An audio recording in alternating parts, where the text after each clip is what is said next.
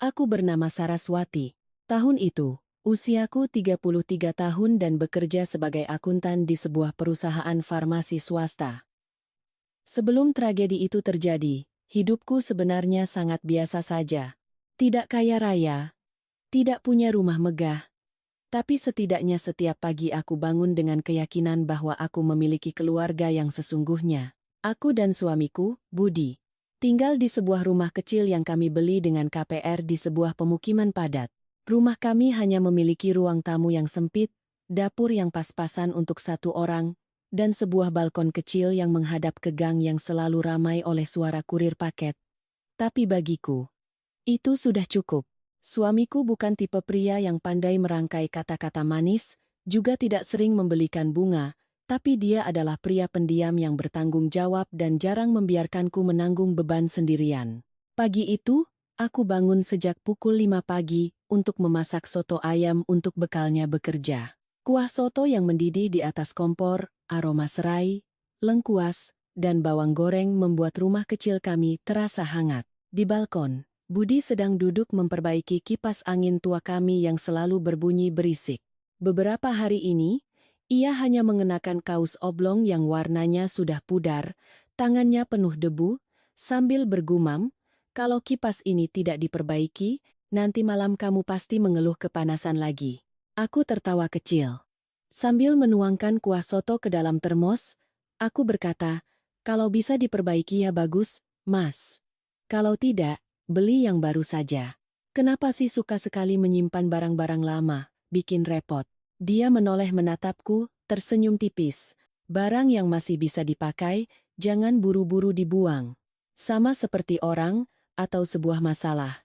Kalau belum jelas, jangan buru-buru percaya." Saat itu aku hanya menganggapnya bercanda. Tidak menyangka bahwa kalimat itu kelak akan mengiris hatiku seperti sebuah pertanda. Setelah sarapan, Budi menyempatkan diri mengganti bola lampu kamar mandi. Sudah beberapa hari aku mengeluh lampu itu berkedip-kedip dan membuat pusing. Dia berdiri di atas kursi, sambil memasang bola lampu baru. Ia berpesan, "Nanti, apapun yang terjadi, ingat ya, jangan pernah tanda tangan dokumen apapun sebelum kamu baca dengan teliti." Aku yang sedang mencuci piring hanya tertawa. Memangnya siapa yang bisa menipu aku? Aku ini akuntan loh. Dia tidak ikut tertawa. Dia hanya menatapku sangat lama, dengan sorot mata yang begitu berat, menyiratkan sesuatu yang saat itu sama sekali tidak ku mengerti. Menjelang siang, saat aku sedang memeriksa laporan utang piutang di kantor, ponselku tiba-tiba bergetar. Nama ibu mertua tertera di layar. Begitu panggilan kuangkat, aku langsung mendengar suara Ibu Wati menangis terseduh-seduh. "Saras, Mas Agus masuk rumah sakit. Dokter bilang kondisinya kritis. Kamu dan Budi cepat ke sini." Ya, aku langsung berdiri, jantungku berdebar kencang. Meskipun hubunganku dengan keluarga suami tidak terlalu akrab, mendengar kata kritis membuatku panik. Kakak iparku, Agus, 5 tahun lebih tua dari Budi. Dia adalah putra sulung, sejak kecil selalu dimanjakan oleh ibu mertuaku. Tapi sejujurnya, Mas Agus bukan orang yang pandai berusaha. Hari ini buka kedai kopi, bulan depan sudah tutup. Hari lain ikut investasi elektronik, beberapa waktu kemudian terdengar kabar rugi besar. Dia punya banyak utang. Tapi di depan keluarga besar selalu berlagak sukses. Sedangkan kakak iparku yang perempuan, Hana, adalah orang yang sangat pandai bicara. Dia selalu tersenyum manis pada siapapun. Tapi aku selalu merasa ada sesuatu yang tidak tulus di balik senyumnya itu. Aku segera menelepon Budi. Dia hanya berkata singkat, "Tunggu di depan gerbang kantor, aku jemput." Di perjalanan menuju rumah sakit, dia menyetir dengan cepat tanpa mengucapkan sepatah kata pun. Aku bertanya, "Mas Agus sakit apa, Mas?" Dia mencengkeram setir lebih erat. Menjawab pelan, "Belum jelas. Nanti kita lihat di sana." Jawaban singkat itu membuatku semakin cemas. Setibanya di rumah sakit, baru saja aku melangkah ke lorong UGD, aku sudah mendengar tangisan Hana. Dia duduk di lantai, menutupi wajahnya dengan kedua tangan, mulutnya terus memanggil, "Mas Agus. Jangan tinggalkan aku dan anak-anak, Mas. Ibu mertuaku berdiri di sampingnya dengan mata merah, tangannya memutar tasbih sambil mulutnya komat kamit berdoa. Melihat pemandangan itu, hatiku ikut sedih, namun, pandanganku tanpa sengaja jatuh pada gaun mahal yang dikenakan Hana, tas bermerek yang diletakkan di sisinya, dan kuku-kukunya yang baru saja dimanikur dengan hiasan berkilauan. Dalam situasi seperti ini, detail itu terasa sangat janggal. Beberapa saat kemudian, seorang dokter keluar. Beliau berkata bahwa Mas Agus menderita gagal ginjal parah, kondisinya tidak stabil, perlu pemantauan intensif, dan keluarga harus menyiapkan opsi transplantasi ginjal jika keadaannya memburuk. Dokter menyarankan agar anggota keluarga dekat melakukan tes kecocokan sebagai langkah antisipasi. Aku merasa seluruh tubuhku membeku. Transplantasi ginjal. Dua kata itu terasa begitu berat dan asing bagiku, namun tiba-tiba jatuh menimpa keluargaku. Aku belum sempat mencerna semuanya ketika ibu mertuaku berbalik menatapku. Tatapannya saat itu sangat aneh, campuran antara sedih dan seolah-olah sudah menargetkanku sejak awal. Beliau meraih tanganku, suaranya bergetar. "Kamu masih muda. Saras, tubuhmu sehat. Mungkin Tuhan mengirimmu ke keluarga ini untuk menyelamatkan kakakmu." Aku tertegun. Seluruh lorong seakan hening selama beberapa detik. Aku menatapnya, lalu menatap Budi, berharap suamiku akan mengatakan sesuatu. Tapi dia hanya diam bersandar di dinding, wajahnya dingin tanpa ekspresi. Hana segera menerjang dan menggenggam tanganku. Tangisnya semakin menjadi-jadi, air matanya melunturkan riasan wajahnya. "Saras, tolong selamatkan Mas Agus. Aku mohon padamu. Kalau terjadi apa-apa dengannya, bagaimana nasibku dan anak-anak?" Lalu, dia benar-benar berlutut di tengah lorong rumah sakit. Semua orang di sekitar menoleh ke arahku, tatapan mereka seolah menjadikanku penjahat kejam jika aku tidak mengangguk setuju saat itu juga. Aku panik dan berusaha membangunkan Hana. "Mbak, jangan begini. Kita bisa bicarakan baik-baik." Tapi ibu mertuaku menyela, suaranya tercekat namun setajam pisau. "Bagaimana bisa dibicarakan pelan-pelan? Ini nyawa manusia, bukan tawar-menawar harga sayur di pasar." Kalimat itu menekan dadaku. Aku tahu penyakit Mas Agus adalah masalah besar, tapi mengapa semua tatapan begitu cepat tertuju padaku? Yang paling menyakitkan bukanlah tangisan ibu mertua atau kakak iparku, melainkan keheningan Budi. Dia hanya berdiri di sana, menyaksikan semuanya terjadi tanpa menarikku ke belakangnya. Aku menunggunya berkata, "Kita tes dulu semua anggota keluarga." Aku menunggunya berkata, "Jangan paksa istriku." Tapi dia tidak mengatakan apa-apa. Keheningan itu membuat hatiku lebih dingin daripada lorong rumah sakit yang ber-AC. Malam itu, setibanya di rumah, aku duduk termenung di tepi ranjang. Budi merokok di balkon, asapnya menyatu dengan kegelapan malam.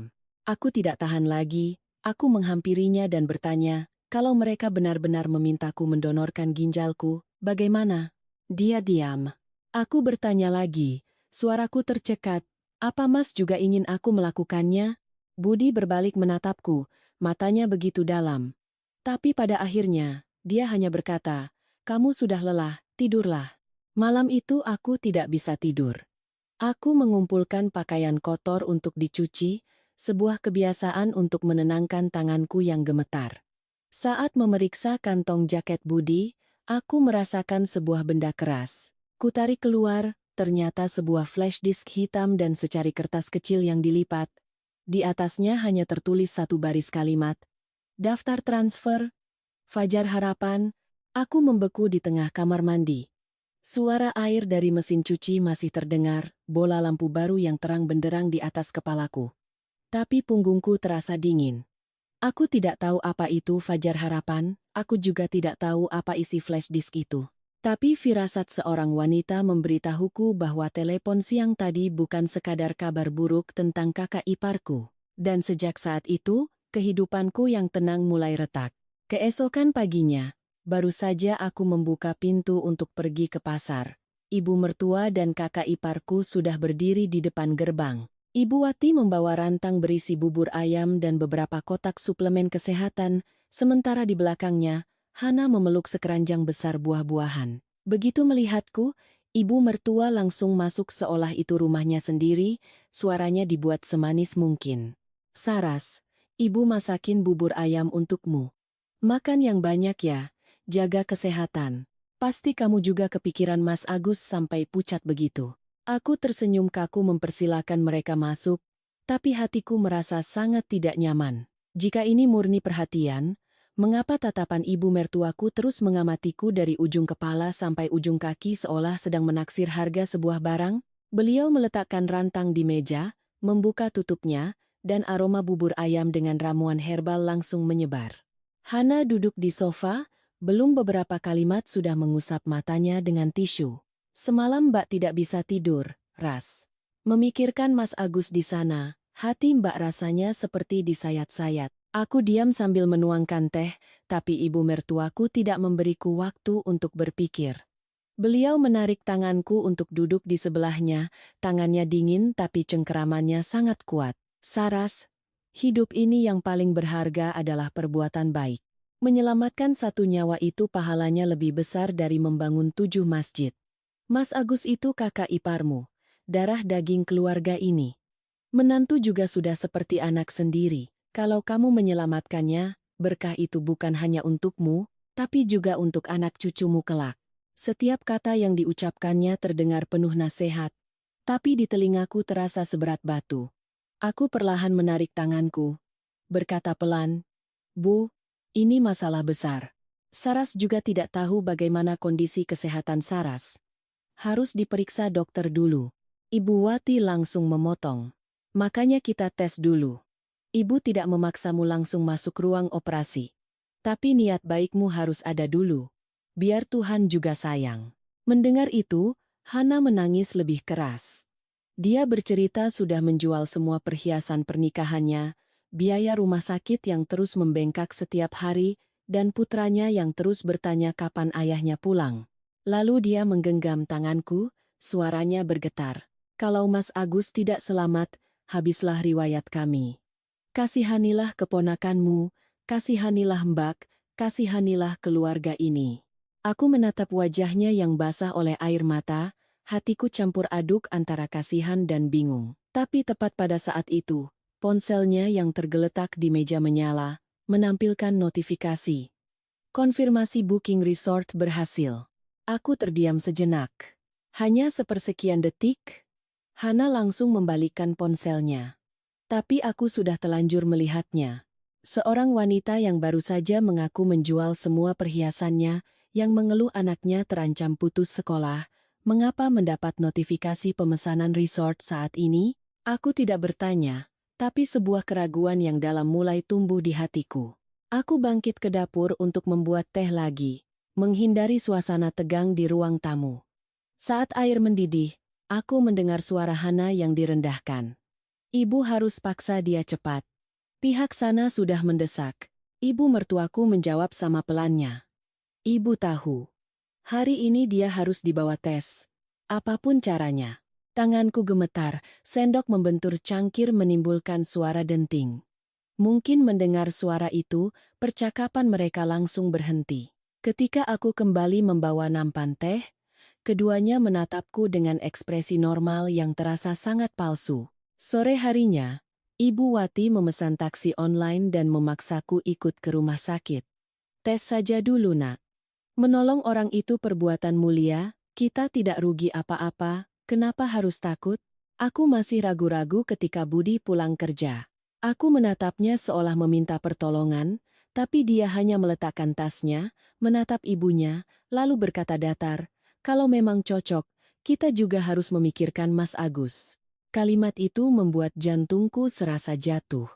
Aku tidak percaya orang yang kemarin berpesan agar aku tidak menandatangani apapun, hari ini mengatakan hal itu di depan ibunya.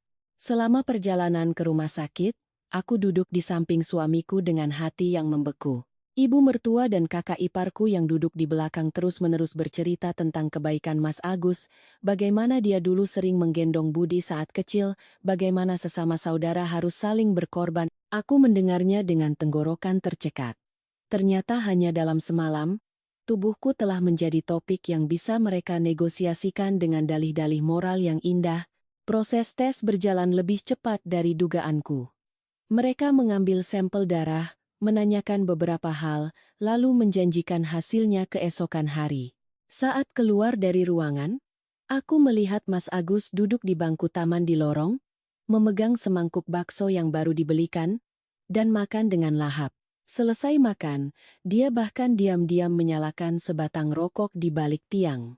Aku melihat pemandangan itu dengan perasaan semakin tidak tenang. Seseorang yang dikatakan kritis hingga perlu transplantasi ginjal secepatnya, bagaimana bisa begitu santai? Malam itu di rumah, aku tidak bisa menahannya lagi. Begitu pintu kamar tertutup, aku menangis dan bertanya pada Budi, "Apa Mas benar-benar ingin aku kehilangan sebelah ginjalku?" Jawab jujur, "Di mata Mas, aku ini istri atau hanya orang luar yang bisa dikorbankan?" Dia menatapku lama, lalu tiba-tiba melangkah maju, menarikku ke dalam pelukannya, dan berbisik sangat pelan di telingaku, "Kamu pura-pura setuju saja, sisanya biar aku yang urus." Aku tertegun, air mataku bahkan belum sempat kering. "Maksud Mas apa?" Budi meletakkan jarinya di bibirku. Tatapannya begitu serius hingga aku tidak berani bertanya lebih lanjut. Dia hanya berkata, "Mulai sekarang, jangan makan atau minum apapun yang mereka berikan, dan jangan pernah tanda tangan apapun. Meskipun mereka menangis, berlutut, atau memakimu, jangan pernah tanda tangan." Setelah itu, dia keluar untuk memeriksa pintu utama, dan diam-diam mengganti kata sandi kunci digital kami. Sejak hari itu, aku mulai menyadari banyak keanehan pada suamiku. Dia memasang sebuah kamera kecil di ruang tamu, katanya untuk mencegah maling. Setiap malam dia begadang di depan laptop, memakai headphone, dan mencatat sesuatu di sebuah buku catatan hitam. Suatu kali aku mendekat, dia langsung menutup laptopnya. Aku merasa marah, takut, sekaligus tidak tahu seberapa jauh aku bisa mempercayainya. Keesokan harinya, hasil tes keluar. Aku sangat cocok dengan Mas Agus. Ibu mertuaku langsung memelukku erat di tengah lorong rumah sakit, menangis sejadi-jadinya. "Keluarga ini berutang budi padamu seumur hidup, Saras. Kamu benar-benar anugerah bagi kami." Hana juga menangis terseduh-seduh, tapi saat dia berbalik, aku melihat sudut bibirnya terangkat sangat cepat. Kebahagiaan mereka tidak seperti kebahagiaan orang yang baru saja menemukan harapan untuk menyelamatkan nyawa. Itu lebih mirip kebahagiaan orang yang akan menerima sejumlah besar uang. Malam itu, Budi mengunci pintu kamar kami. Dia menutup gorden, memeriksa ponselku, baru kemudian membuka laci, dan mengeluarkan flash disk hitam yang pernah kulihat di kantong jaketnya. Jantungku berdebar kencang. Dia mencolokkan flash disk itu ke laptop, membuka sebuah folder bernama Fajar Harapan, lalu memutar sebuah file rekaman suara. Awalnya hanya suara berisik, lalu suara Hana terdengar sangat jelas, dingin, dan begitu sadar hingga membuatku merinding. Kalau proyek ini berhasil, semua utang lunas. Aku duduk membeku di depan layar, darah di tubuhku seakan berhenti mengalir. Ternyata mangkuk-mangkuk bubur ayam, tangisan pilu, dan nasihat-nasihat indah itu bukan sekadar kasih sayang keluarga. Di baliknya, ada sesuatu yang jauh lebih kotor. Dan aku mulai samar-samar mengerti, yang sebenarnya mereka butuhkan dariku bukanlah kebaikan hati, melainkan sebagian dari tubuhku. Budi mematikan rekaman suara itu. Kamar langsung terasa sunyi dan menyesakan. Aku duduk tak bergerak di tepi ranjang, mataku masih terpaku pada layar laptop meskipun suara sudah berhenti. Kalimat Hana terus terngiang di kepalaku. Kalau proyek ini berhasil, semua utang lunas, proyek apa? Utang siapa? Dan mengapa ini ada hubungannya denganku? Aku menoleh ke arah suamiku. Suaraku nyaris tak terdengar. "Jelaskan padaku, Mas. Sebenarnya apa yang terjadi?" Budi memijat pangkal hidungnya dengan kuat. Terlihat sangat lelah seperti seseorang yang sudah terlalu lama menahan beban. Dia menarik kursi, duduk di hadapanku, lalu perlahan berkata, "Mas Agus memang sakit. Tapi tidak sampai sekarat seperti yang Ibu dan Mbak Hana katakan. Penyakitnya bisa diobati, bisa cuci darah, bisa dipantau. Belum sampai ke tahap, harus memaksamu mendonorkan ginjal secepatnya." Mendengar itu, jantungku seperti diremas. Budi membuka folder lain di flash disk. Di dalamnya ada foto-foto laporan bank, surat utang, dan beberapa tangkapan layar pesan singkat yang buram, tapi masih bisa dibaca isinya. Dia bilang Mas Agus punya utang lebih dari 5 miliar rupiah, dari judi, investasi bodong, sampai pinjaman rentenir. Awalnya, Budi mengira mereka hanya ingin memanfaatkan penyakit ini untuk memeras uang kami, tapi semakin ia amati, semakin banyak kejanggalan. Dia bercerita, sekitar sebulan yang lalu, dia pulang ke rumah ibunya untuk mengambil beberapa dokumen lama. Saat berdiri di halaman, dia mendengar Hana sedang menelepon di dapur belakang. Suara Hana saat itu sama sekali tidak terdengar seperti istri yang berduka, melainkan begitu tenang dan dingin. Dia berbicara dengan seorang pria bernama Kobar. Pasien kali ini sehat sekali. Pendonornya muda, tidak punya riwayat penyakit. Uang mukanya harus ditransfer dulu, kami tidak kerja gratis. Pria di seberang telepon tertawa serak. Budi samar-samar mendengar Hana memanggilnya Bang Kobar. Aku merinding. Pasien itu, aku? Budi menatapku tanpa menghindar. Dia mengangguk. Benar. Dan orang yang sebenarnya butuh ginjal itu bukan Mas Agus. Aku merasa salah dengar. Seluruh tubuhku dingin. Kedua tanganku mencengkeram piyama.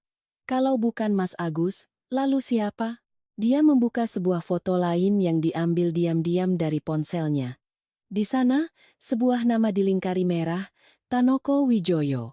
Budi berkata dengan suara rendah, dia seorang pengusaha kaya yang sedang butuh ginjal yang cocok.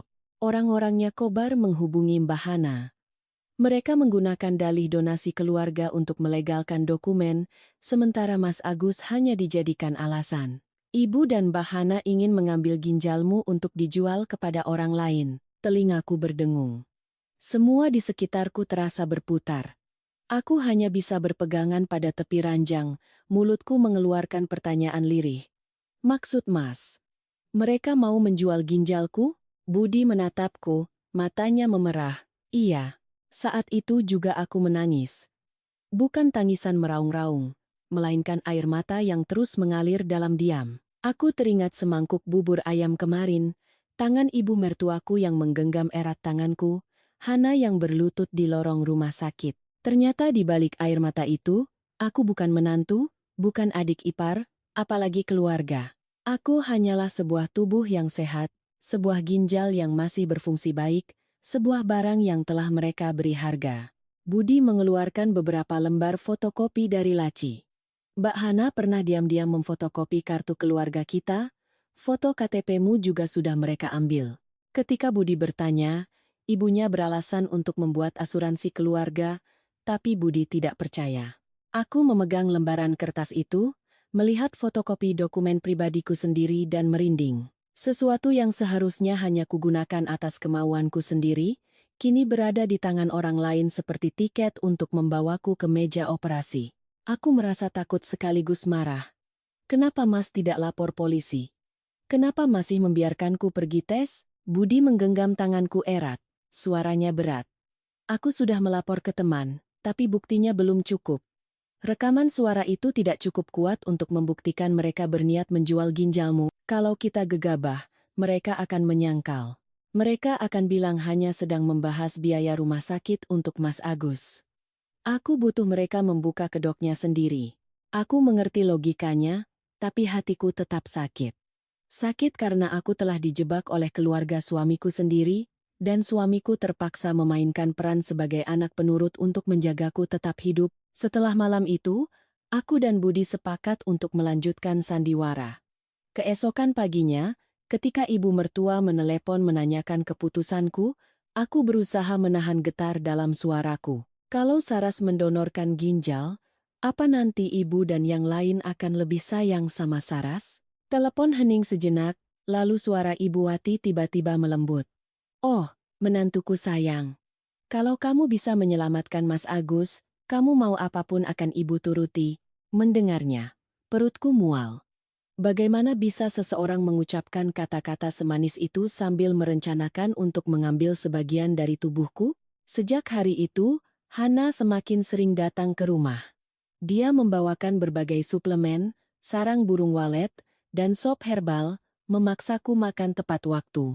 Suatu hari, baru beberapa suap, dia sudah menatapku lekat-lekat dan berkata, "Kamu harus jaga stamina. Pendonor yang lemah itu tidak bagus." Aku pura-pura menunduk, tapi hatiku hanya merasa jijik. Suatu kali, dia mengira aku sudah masuk kamar tidur, lalu menelepon di balkon. Aku berdiri di balik pintu yang sedikit terbuka, mendengar dengan jelas dia berkata, "Anak itu kehilangan satu ginjal juga tidak akan mati. Banyak kok yang hidup sehat, jangan tawar harga saya lagi."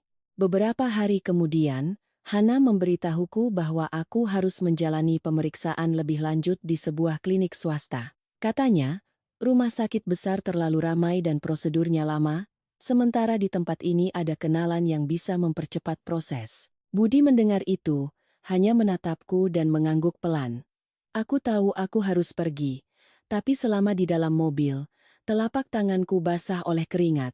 Klinik itu terletak di sebuah gedung tua, tapi interiornya direnovasi cukup mewah. Setibanya di sana, seorang perawat langsung mengambil dokumen pribadiku, katanya untuk mencocokkan data. Orang-orang di sana menatapku dengan aneh, bukan seperti menatap pasien, melainkan seperti menatap barang yang kualitasnya sudah terjamin. Aku berusaha tetap tenang, mengikuti setiap instruksi, tapi jantungku berdebar-debar. Sambil menunggu giliran, aku izin ke toilet. Karena terlalu tegang, aku salah masuk ke sebuah lorong di bagian belakang. Pintu sebuah ruangan sedikit terbuka. Di dalamnya tidak ada orang, tapi di atas meja ada setumpuk berkas tebal.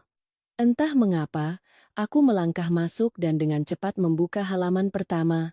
Tulisan yang tertera di sana membuatku nyaris pingsan. Pendonor Saraswati. Penerima Tanoko Wijoyo. Tidak ada nama Agus sama sekali. Tanganku gemetar hebat, berkas itu hampir jatuh. Tepat pada saat itu, dari lorong terdengar suara langkah kaki dan suara seorang pria. "Berkas untuk kasus pagi di mana?" Aku panik setengah mati. Buru-buru meletakkan berkas itu kembali ke tempatnya, lalu berlari ke cermin di dinding, pura-pura merapikan rambut. Pintu ruangan terbuka. Seorang pria berjas dokter menatapku dari ujung kepala sampai ujung kaki. "Anda salah ruangan." Aku menunduk dan meminta maaf, berusaha berjalan sepelan mungkin agar mereka tidak melihat kakiku yang gemetar. Begitu sampai di lobi, aku melihat Hana berdiri di samping seorang pria dengan bekas luka panjang dari pelipis hingga pipi. Pria itu menyeringai, matanya menilaiku seperti menilai barang di pasar. Hana merendahkan suaranya, tapi aku masih bisa mendengar setiap katanya. "Barangnya bagus, bisa dapat harga tinggi." Saat itu, aku tidak ragu lagi. Aku benar-benar bukan lagi anggota keluarga mereka. Aku telah menjadi barang dagangan hidup di tangan orang-orang yang mengenakan topeng keluarga. Malam itu, begitu sampai di rumah, aku langsung berlari ke kamar mandi. Pintu baru saja tertutup, aku tidak bisa menahannya lagi. Aku membungkuk dan muntah di wastafel. Perutku kosong, hanya ada beberapa teguk air sejak sore, tapi tenggorokanku terus bergejolak. Bayangan pria dengan bekas luka, dan kalimat Hana. "Barangnya bagus, bisa dapat harga tinggi," terus terngiang di kepalaku hingga sesak napas. Aku menyalakan keran sekuatnya, membasuh wajah sambil menatap diriku di cermin. Wajahku pucat pasi, mataku merah karena ketakutan. Aku bertanya pada diriku sendiri, keluarga macam apa ini, hingga suatu hari orang-orang yang memanggilku anak dan adik bisa duduk bersama menegosiasikan harga untuk sebagian dari tubuhku? Jika aku tidak melihat berkas itu, jika aku tidak mendengar sendiri percakapan mereka, mungkin aku tidak akan pernah percaya bahwa hati manusia bisa sedingin itu. Budi mengetuk pintu pelan. "Saras, buka pintunya." Aku membuka pintu. Begitu melihatnya, aku langsung menangis. Dia memelukku, tangannya di tengkukku terasa sedikit bergetar. Aku bisa mendengar napasnya yang berat di telingaku. Beberapa saat kemudian, barulah dia berkata, "Aku tahu kamu takut, tapi dengarkan aku, semakin dekat hari operasi, mereka akan semakin ceroboh. Kita hanya butuh beberapa hari lagi." Aku menatap suamiku, suaraku parau. Beberapa hari lagi itu artinya mereka akan membawaku ke meja operasi, Mas. Bagaimana kalau kita terlambat satu langkah? Budi menggenggam tanganku lebih erat. Aku tidak akan membiarkan itu terjadi. Aku sudah menghubungi Dharma. Mendengar nama itu, aku sedikit terkejut. Dharma adalah teman sekolah Budi. Pernah sekali mampir ke rumah untuk makan malam. Aku hanya ingat dia pria pendiam dengan tatapan tajam, bekerja di kepolisian, tapi aku tidak tahu persis di bagian mana. Budi membawaku ke kamar, menutup gorden, lalu membuka rekaman panggilan teleponnya dengan Dharma di ponselnya. Dia berbisik, Dharma sekarang di bagian kriminal khusus. Sindikat ini sudah lama dicurigai, tapi mereka sangat rapi. Dokumen selalu tertulis sebagai donasi sukarela dari keluarga, rumah sakit ada orang dalam yang melindungi, dan uang ditransfer melalui banyak rekening. Kali ini, kalau kita bisa menangkap basah, bukan hanya ibu dan Mbak Hana, tapi semua yang di belakang mereka juga akan sulit lolos. Aku duduk terdiam. Budi memasukkan flash disk, beberapa foto, dan video dari ponselnya ke dalam sebuah map coklat. Dia bilang di dalamnya ada rekaman suara, bukti transfer, daftar perantara, dan foto berkas yang mencantumkan namaku dengan penerima Tanoko Wijoyo yang berhasil kufoto diam-diam di klinik. Aku melihatnya mengatur semuanya. Tiba-tiba aku menyadari, pria yang selama ini terlihat pendiam dan penurut di depan ibunya, ternyata telah diam-diam melindungiku sejak lama. Beberapa hari berikutnya, ibu mertua mulai mendesak lebih gencar. Ibu Wati meneleponku setiap hari, kadang menangis, kadang mengeluh, kadang menyalahkan. Dokter bilang tidak bisa menunggu lagi, "Nak, kamu menunda 1 hari. Berarti menambah bahaya untuk kakakmu 1 hari." Bukan hanya dia, bibi-bibi dari pihak suami juga silih berganti menelepon. Ada yang menasihati dengan lembut. "Berbuat baiklah, nak." Ada yang berkata terus terang, "Jadi menantu kok tega melihat kakak ipar mati? Nanti bagaimana hidup dengan keluarga suami?" Aku mendengarnya sampai telingaku berdengung, tapi aku tetap harus memainkan peran sebagai orang yang mulai luluh. Suatu hari, Ibu Wati membawakan semangkuk sop ayam obat, katanya untuk menguatkan ginjal dan darah. Beliau duduk tepat di hadapanku, matanya terus menatap sendok di tanganku. "Makan sampai habis, ya, biar nanti saat operasi ada tenaga." Aku teringat pesan Budi, jadi aku tersenyum dan pura-pura makan beberapa suap, lalu berkata terlalu panas dan perlu didinginkan. Menunggu beliau ke kamar mandi. Aku segera menuang sisa sop ke dalam kantong plastik dan menyembunyikannya di tempat sampah di luar. Entah kenapa, caranya menatapku makan saja sudah membuatku merinding. Hana semakin menunjukkan wajah aslinya. Suatu sore, dia mengantar ibu mertua mengambil obat tapi lupa mematikan panggilan telepon yang terhubung ke ponsel Budi. Dalam rekaman suara yang putus-putus, aku mendengar dengan jelas dia berkata kepada Mas Agus, "Begitu uang cair, kita lunasi dulu utang rentenir. Sisanya aku ambil sebagian. Aku sudah capek bersandiwara jadi istri menderita." Mas Agus menjawab dengan suara lesu, "Jangan lupa sisakan untuk ibu, nanti dia marah-marah lagi." Hana tertawa sinis. "Setelah urusan ini selesai, usir saja dia dari rumah.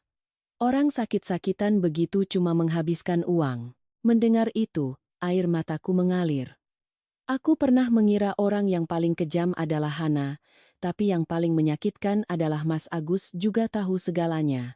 Di depanku, dia berbaring di ranjang rumah sakit, mengeluh tidak kuat bicara, bahkan sesekali menggenggam tanganku dan berkata, "Mas berutang budi padamu." Tapi malam harinya, Budi yang diam-diam mengikutinya berhasil merekam video saat dia mengenakan jaket dan topi, diam-diam pergi ke warung untuk minum bir dengan teman-temannya. Dalam video itu, dia mengangkat gelas bir sambil merokok, tertawa terbahak-bahak. Kali ini lolos dari maut, peruntungan pasti berubah. Budi memberikan video itu kepada Dharma. Pada saat yang sama, Dharma menyelidiki dan menemukan bahwa Tanoko Wijoyo adalah seorang taipan properti yang memang menderita penyakit ginjal parah dan sedang mencari donor dengan segala cara. Dia bersedia membayar lebih dari 10 miliar rupiah untuk mendapatkan ginjal yang cocok dengan cepat, dengan dokumen yang bersih, tanpa masalah hukum. Mendengar itu, kedua tanganku terasa dingin. Nyawa dan tubuhku di mata mereka hanyalah sebuah transaksi bisnis. Hari operasi ditetapkan 7 hari lagi. Hana mulai tidak bisa menyembunyikan kegembiraannya. Aku tidak sengaja melihatnya sedang membuka situs jual beli mobil, melihat-lihat model mobil baru berwarna putih mutiara. Ibu mertua, kemanapun pergi, selalu membanggakan. Menantu saya itu sangat berbakti. Memang keluarga kami beruntung bisa mendapatkannya. Mendengar ucapannya, aku hanya bisa tersenyum getir. Ternyata manusia bisa merencanakan untuk menjualmu sambil memamerkanmu sebagai teladan moral. Malam sebelum masuk rumah sakit, aku hampir tidak bisa tidur. Budi duduk di sampingku, menggenggam tanganku sangat lama. Dia berkata, "Besok, apapun yang terjadi, jangan takut, aku tidak akan membiarkan siapapun menyentuhmu." Aku menatapnya, air mata mengalir tanpa suara. Di luar sana, semuanya telah diatur seperti sebuah drama besar, dan aku adalah aktris yang harus melangkah ke tengah panggung dengan senyum pura-pura tenang. Tepat pada saat itu, terdengar suara pelan dari luar pintu kamar. Budi segera bangkit dan membuka pintu. Lorong kosong, hanya ada lampu kuning yang berkedip dan suara langkah kaki seseorang yang terburu-buru menuruni tangga. Aku menatap suamiku, jantungku berdebar kencang. Dia tidak berkata apa-apa, hanya menutup pintu dan menguncinya lagi. Tapi aku tahu, ada seseorang yang baru saja menguping pembicaraan kami, dan besok, segalanya pasti tidak akan berjalan sesederhana rencana awal. Keesokan paginya, aku diantar oleh ibu mertua dan kakak iparku ke rumah sakit sejak subuh. Langit masih gelap, embun masih menempel di kaca mobil. Tapi Ibu Wati sudah berdandan rapi, tangannya memutar tasbih, mulutnya tidak berhenti bergumam seolah seorang ibu yang sedang mendoakan keluarganya. Jika hanya melihat dari luar, semua orang akan mengira beliau adalah ibu mertua yang sangat menyayangi anak dan menantunya. Tapi aku yang duduk di sampingnya melihat tangannya yang terus mencengkeram ponsel, matanya sesekali melirik ke arah Hana. Hatiku hanya merasa dingin. Baru saja melangkah ke lobi rumah sakit, Ibu Wati langsung memelukku di depan beberapa kerabat yang sudah menunggu. Beliau menangis sangat keras. "Ibu berutang budi padamu seumur hidup, Saras. Nanti kamu mau apapun ibu turuti, yang penting Mas Agus selamat." Aku berdiri kaku dalam pelukannya, bau minyak angin dan parfum yang menyengat menusuk hidungku. Air matanya membasahi bahuku, tapi tatapannya tidak tertuju padaku. Beliau terus melihat ke arah ruang operasi. Ke arah orang-orang berjas putih, seolah sedang menunggu sebuah sinyal. Hana berbeda. Dia tidak lagi menangis terseduh-seduh seperti hari-hari sebelumnya. Dia mondar-mandir di lorong, jarinya tidak berhenti menari di layar ponsel. Kuku-kukunya yang berhias batu mengetuk-ngetuk layar. Sesekali dia menoleh ke arahku dengan senyum kaku. "Jangan khawatir, semuanya sudah disiapkan. Kamu hanya perlu nurut saja, nanti juga selesai." Kata nurut itu membuatku merinding.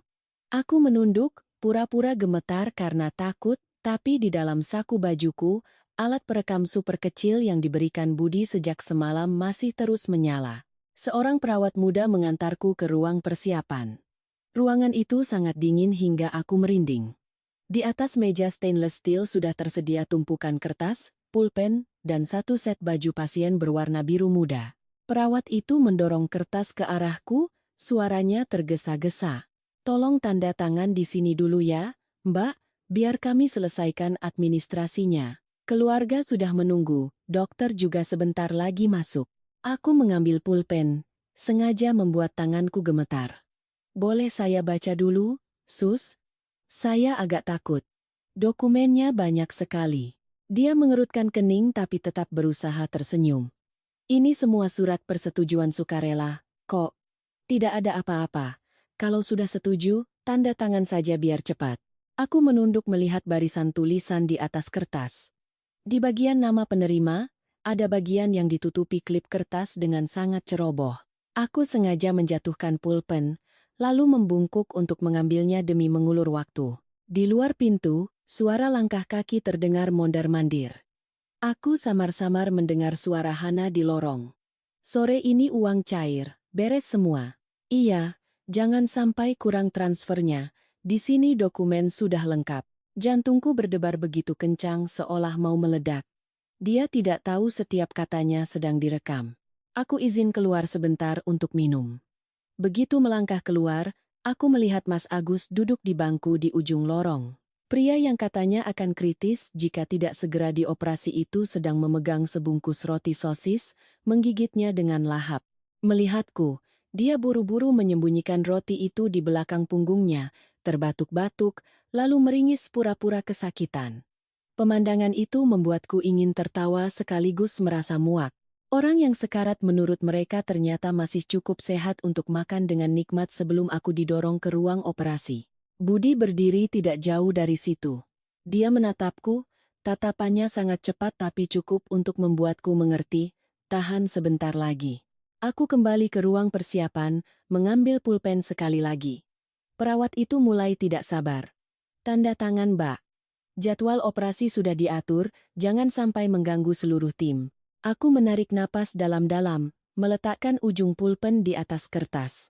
Tapi sebelum aku sempat menulis, pintu ruangan terbuka. Seorang dokter paruh baya masuk, di belakangnya ada 2 orang lagi. Dia menatapku dari balik kacamatanya. Suaranya dingin. Bawa pasien ke ruang operasi. 2 perawat segera mendorong ranjang yang sudah disiapkan. Baru saja aku duduk, Budi tiba-tiba masuk dan menghalangi pintu. Suaranya tidak keras, tapi setiap katanya jelas. Tunggu dulu. Saya mau tahu siapa penerima donor yang sebenarnya. Seluruh ruangan seakan membeku. Dokter itu mengerutkan kening. Anda siapa berani membuat keributan di sini? Budi menatapnya lurus. Saya suami dari orang yang ginjalnya akan kalian ambil. Dan saya berhak bertanya. Hana berlari masuk, wajahnya pucat pasi. Dia menunjuk ke arah Budi dan berteriak, "Kamu gila, ya? Jam segini masih bikin onar, kamu mau kakakmu mati?" Ibu mertuaku juga terhuyung-huyung masuk, memegangi dadanya. "Budi, jangan bikin masalah lagi, Nak. Ibu mohon, kakakmu butuh pertolongan." Tapi anehnya, sambil menangis, matanya terus melirik ke arah dokter seolah memberi isyarat. Budi tidak mundur. Dia mengeluarkan ponselnya dan memutar sebuah rekaman. Suara Hana menggema di ruangan dingin itu. "Sore ini uang cair, beres semua." Wajah Hana langsung pucat seperti mayat. Dokter itu baru saja akan merebut ponsel Budi ketika dari luar lorong terdengar suara langkah kaki yang tergesa-gesa. Pintu didorong dengan keras, puluhan polisi berseragam menyerbu masuk. Di depan ada Dharma. Dia mengangkat surat perintah, suaranya tegas. "Semuanya diam. Kami sedang menyelidiki sindikat jual beli organ ilegal dan pemalsuan dokumen medis." Semuanya terjadi begitu cepat hingga aku tidak sempat bernapas. Para perawat mundur ketakutan. Seorang dokter yang mencoba lari lewat pintu belakang langsung ditangkap, berkas di meja disegel, komputer di ruang jaga disita. Suara teriakan, derap langkah, dan suara HT polisi terdengar riuh di seluruh lorong. Aku duduk membeku di atas ranjang pasien, kedua tanganku dingin, hanya bisa menatap Budi seolah dia satu-satunya tali yang menarikku dari jurang. Mas Agus, begitu melihat polisi, langsung bangkit dan mencoba kabur. Tidak ada lagi raut wajah lemah, dia berlari menuruni tangga darurat secepat orang sehat. Tapi baru saja sampai di lantai bawah, 2 petugas sudah menghadangnya dan memborgolnya di tempat. Dari saku jaketnya, polisi menemukan sebuah bukti transfer lebih dari 2 miliar rupiah, disertai kode berkas yang cocok dengan namaku. Orang-orang di sekitar mulai berbisik-bisik, topeng penyakitnya luruh seketika. Hana meraung-raung hingga suaranya serak. "Saya cuma mau selamatkan suami saya. Saya tidak tahu apa-apa, saya ditipu." Tapi Dharma dengan tenang memutar rekaman lain. Suara Hana terdengar jelas. "Anak itu kehilangan 1 ginjal juga tidak akan mati." Seluruh lorong hening, Hana terduduk lemas, bibirnya bergetar, tidak ada lagi kata-kata untuk menyangkal. Ibu mertuaku menoleh ke arah Budi dengan tatapan tidak percaya. Di matanya ada kengerian sekaligus kemarahan. Mungkin baru saat itu beliau sadar, putra yang selama ini dianggapnya pendiam dan penurut, ternyata telah diam-diam bekerja sama dengan polisi selama berminggu-minggu. Beliau tergagap, "Budi, kamu menjebak ibumu sendiri?" "Ibu ini ibumu." Budi menatapnya, Matanya memerah tapi suaranya sedingin es. Apa ibu masih ingat dia istriku? Atau di mata ibu, dia hanya seharga sejumlah uang? Aku menangis ketika Budi melangkah maju dan memelukku erat. Untuk pertama kalinya setelah berhari-hari hidup dalam ketakutan, aku berani bernapas lega. Di sekelilingku, orang-orang yang pernah memaksaku berkorban atas nama keluarga kini, satu persatu diborgol. Dokter-dokter palsu ditangkap di tempat mereka hendak menjadikanku barang dagangan. Di tengah kekacauan itu, Budi melepaskan pelukanku, berbalik menatap lurus ke wajah ibunya. Dia berkata pelan, setiap katanya seolah memutus benang terakhir di antara mereka. Mulai hari ini, ibu bukan lagi ibuku. Aku mengira saat Budi memelukku keluar dari ruang persiapan operasi itu, segalanya telah berakhir. Aku pikir, dengan masuknya polisi dan tertangkapnya mereka, aku bisa pulang ke rumah, mandi air hangat, tidur nyenyak, dan bangun seolah baru saja lolos dari mimpi buruk. Tapi hidup tidak sesederhana itu. Ada mimpi buruk, yang bahkan setelah kita membuka mata, ia tetap berdiri di samping kita. Malam itu, baru saja aku merebahkan diri di tempat tidur, ponselku tiba-tiba bergetar tanpa henti. Awalnya kukira pesan dari rekan kerja, tapi saat kubuka, seluruh tubuhku terasa dingin. Sebuah nomor tak dikenal mengirim pesan, kamu pikir dengan melapor semua selesai? Kurang dari semenit, nomor lain muncul. Jaga nyawamu baik-baik. Lalu beberapa pesan lagi, semuanya berisi makian keji. Setiap nomor adalah nomor sekali pakai, tidak bisa dihubungi kembali. Aku menunjukkan ponsel itu pada Budi. Tanganku gemetar hebat. Dia selesai membaca. Wajahnya langsung mengeras. Tanpa banyak bicara, dia segera mengemasi beberapa setel pakaian, dokumen penting, dan obat-obatanku ke dalam sebuah koper kecil. Kita mau kemana, Mas? Tanyaku. Dia menutup resleting koper. Suaranya serak. Di sini sudah tidak aman lagi. Mulai sekarang jangan buka pintu untuk siapapun, jangan angkat telepon dari nomor tak dikenal. Setengah jam kemudian, dia membawaku ke apartemen milik seorang teman lamanya di sebuah kompleks yang cukup aman. Begitu masuk, dia langsung menutup semua gorden, memeriksa setiap kunci, setiap jendela. Malam itu, aku duduk meringkuk di sofa di rumah orang lain, menatap ruangan asing dengan perasaan hampa. Di luar sana, berita tentang terbongkarnya sindikat jual-beli organ sudah menyebar di media sosial, portal berita merilis artikel bertubi-tubi. Orang-orang mengorek masa lalu Mas Agus, mengangkat cerita utangnya, bagaimana rentenir pernah datang ke rumahnya. Ada yang bahkan melakukan siaran langsung saat beberapa preman bertato berdiri di depan rumah sakit, meneriakkan nama Mas Agus dan menagih utang. Aku pikir semua itu tidak ada lagi hubungannya denganku. Tapi tengah malam, Budi mendapat telepon dari satpam di kompleks perumahan kami yang lama. Seseorang baru saja melempar cat merah ke pintu apartemen kami. Di dinding lorong, tertulis 4 kata besar dengan cat semprot, dasar pengkhianat keluarga. Satpam itu bilang para tetangga berkumpul, berbisik-bisik. Itu menantu yang melaporkan seluruh keluarga suaminya ke penjara. Aku mendengarnya lewat pengeras suara ponsel, perutku terasa melilit. Jelas-jelas aku adalah korban, tapi hanya dalam semalam, di mulut banyak orang, aku berubah menjadi perusak keluarga. Hari-hari berikutnya, aku mulai hidup dalam ketakutan yang nyata. Bahkan hanya untuk keluar mengambil paket di lobi, aku merasa ada seseorang yang mengawasiku dari celah pintu. Malam hari, setiap kali mendengar lift berhenti di lantai kami, aku langsung terbangun dengan jantung berdebar kencang. Suatu hari, angin membuat jendela berbunyi, aku memeluk selimut dan menangis seperti anak kecil. Budi selalu di sisiku, tapi aku tahu dia juga sangat lelah. Dia hampir tidak pernah tidur, ponselnya selalu di sampingnya, setiap kali layar menyala, dia langsung terlonjak. Hal yang paling mengejutkanku bukanlah ancaman-ancaman itu, melainkan ibu mertuaku. Hanya beberapa hari setelah dibebaskan sebagai tahanan luar untuk kepentingan penyelidikan dengan alasan kesehatan, beliau tiba-tiba muncul di sebuah siaran langsung di media sosial. Layar menampilkan wajahnya yang kuyu, rambut acak-acakan, mata bengkak. Beliau duduk di depan meja abu leluhur, menangis sambil berkata, Saya hanya ingin menyelamatkan anak saya. Seorang ibu, melihat anaknya sekarat, apalagi yang bisa dilakukan? Lalu beliau menyeka air mata, suaranya tercekat. Menantu saya itu dihasut oleh suaminya sendiri makanya jadi setega itu. Saya tidak menyalahkannya, saya hanya menyalahkan nasib saya yang malang. Aku menontonnya dan terpaku. Budi merebut ponselku dan mematikannya. Tapi sudah terlambat.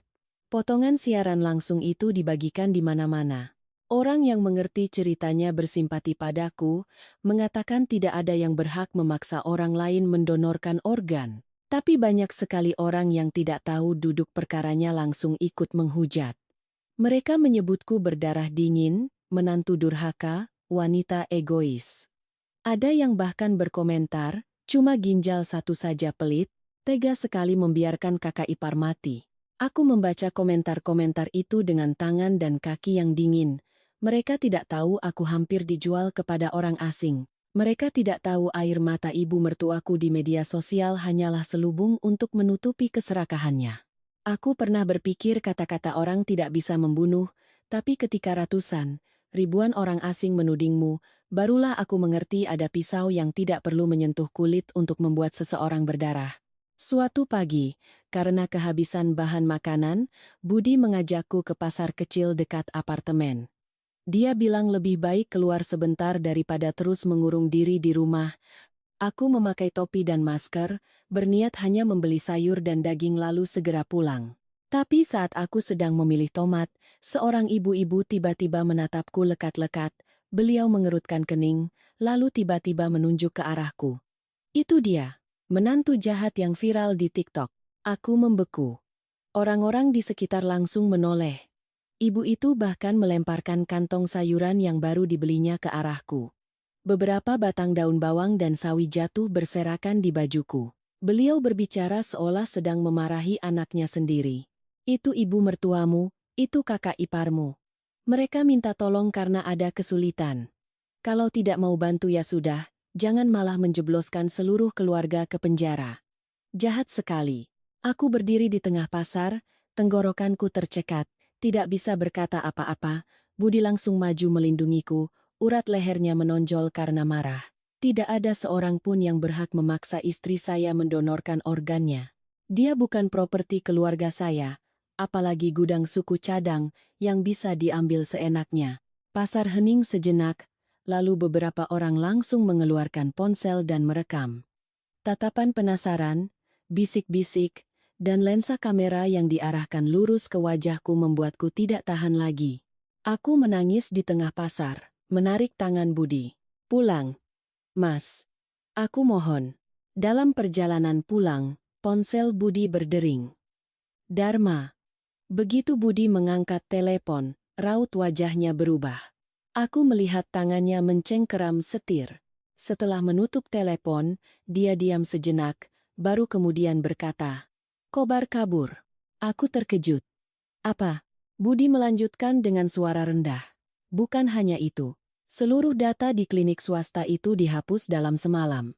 Server dirusak, hard disk kamera pengawas dicabut. Dharma bilang ada yang mendahului polisi satu langkah." Aku duduk terpaku. Kukira dengan tertangkapnya mereka dan digerebeknya klinik itu, segalanya akan terungkap. Tapi ternyata ada tangan lain di belakang mereka, lebih besar, lebih cepat, dan mampu menghapus jejak tepat di depan mata aparat. Budi berkata Dharma curiga Mas Agus dan Hana hanyalah pion kecil. Kobar pun belum tentu pemain utamanya. Sindikat ini mungkin punya backingan kuat, bahkan mungkin orang dalam di dunia medis, orang yang punya uang, koneksi, dan kemampuan untuk membungkam semua orang. Malam itu, apartemen sementara kami terasa sangat sunyi. Aku duduk di meja makan, di hadapanku semangkuk nasi yang sudah dingin tapi tak sanggup kutelan. Budi berdiri di dekat jendela, sedikit menyingkap gorden dan menatap ke bawah untuk waktu yang lama. Cahaya lampu jalan menimpa wajahnya, membuat raut lelahnya semakin kentara. Beberapa saat kemudian, dia berbalik menatapku, suaranya pelan tapi dingin. Mungkin dari awal, orang yang ingin mereka bungkam bukanlah Mas Agus. Aku menatapnya, tenggorokanku kering. Budi melangkah mendekat, meletakkan tangannya di bahuku, lalu melanjutkan, "Tapi kamu Hanya dengan satu kalimat itu, punggungku terasa dingin. Aku tiba-tiba mengerti, keberhasilanku lolos dari meja operasi bukanlah sebuah kemenangan. Itu hanya mengubahku dari barang dagangan menjadi seorang saksi kunci. Dan bagi para penjahat yang berani memperjualbelikan tubuh manusia, seorang saksi hidup jauh lebih berbahaya daripada bukti apapun. 2 hari kemudian, Dharma mengajak kami bertemu di sebuah kedai kopi kecil di gang yang sepi. Dia tidak mengenakan seragam, hanya memakai topi dan duduk membelakangi dinding. Di hadapannya ada sebuah map abu-abu yang tertutup rapat. Melihat raut wajahnya saja, aku sudah tahu ada kabar buruk. Budi menarik kursi untukku, tangannya di bawah meja masih menggenggam erat tanganku, seolah takut jika dilepaskan aku akan terseret ke dalam kegelapan lain. Dharma tidak berbelit-belit. Dia mendorong map itu ke arah kami. Suaranya berat. Ada beberapa hal yang perlu kalian ketahui, tapi kalian harus tetap tenang. Aku membuka halaman pertama. Di dalamnya ada daftar transfer, angka-angka panjang, nama-nama rekening, tanggal dan jam transaksi yang ditandai dengan stabilo merah. Awalnya aku hanya melihat sekilas, tapi di baris keempat, mataku terpaku. Penerima, Wati Suryani. Jumlah, 2 miliar rupiah. Keterangan, bantuan biaya operasi, aku merasa seperti baru saja dipukul di bagian belakang kepala. Seluruh tubuhku kaku. Ibu mertuaku bukan hanya menangis, bukan hanya terbujuk oleh Hana. Beliau telah menerima uang. Sejumlah uang yang begitu besar hingga tidak bisa lagi disebut kesalahpahaman. Aku menatap Dharma, tenggorokanku tercekat. Jadi, beliau tahu segalanya? Dharma menatapku lurus. Tatapannya campur aduk antara kasihan dan dingin. Bukan hanya tahu, Mbak Saras. Menurut pengakuan awal salah satu perantara, beliaulah yang setuju untuk menjual. Aku meletakkan map itu di atas meja. Gelas di hadapanku sedikit bergetar karena tanganku tak sengaja menyenggolnya. Budi di sampingku juga membeku. Dharma melanjutkan, setiap katanya seperti pisau yang menguliti kebenaran. Orang pertama yang mengusulkan untuk menjadikan Mbak sebagai sumber donor bukanlah Hana, melainkan Ibu Wati. Beliau pernah berkata kepada Hana dalam sebuah panggilan telepon, dia tidak bisa punya anak, jadi disimpan juga percuma, kalau harganya bagus, cepat selesaikan. Aku tidak langsung menangis. Ada rasa sakit yang begitu hebat hingga air mata tak sempat mengalir. Aku hanya duduk di sana.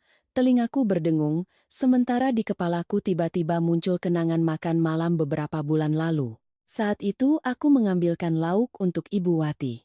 Beliau menatapku dari atas ke bawah lalu berkata sekenanya, perempuan kalau tidak bisa memberi keturunan ya harus berguna dengan cara lain.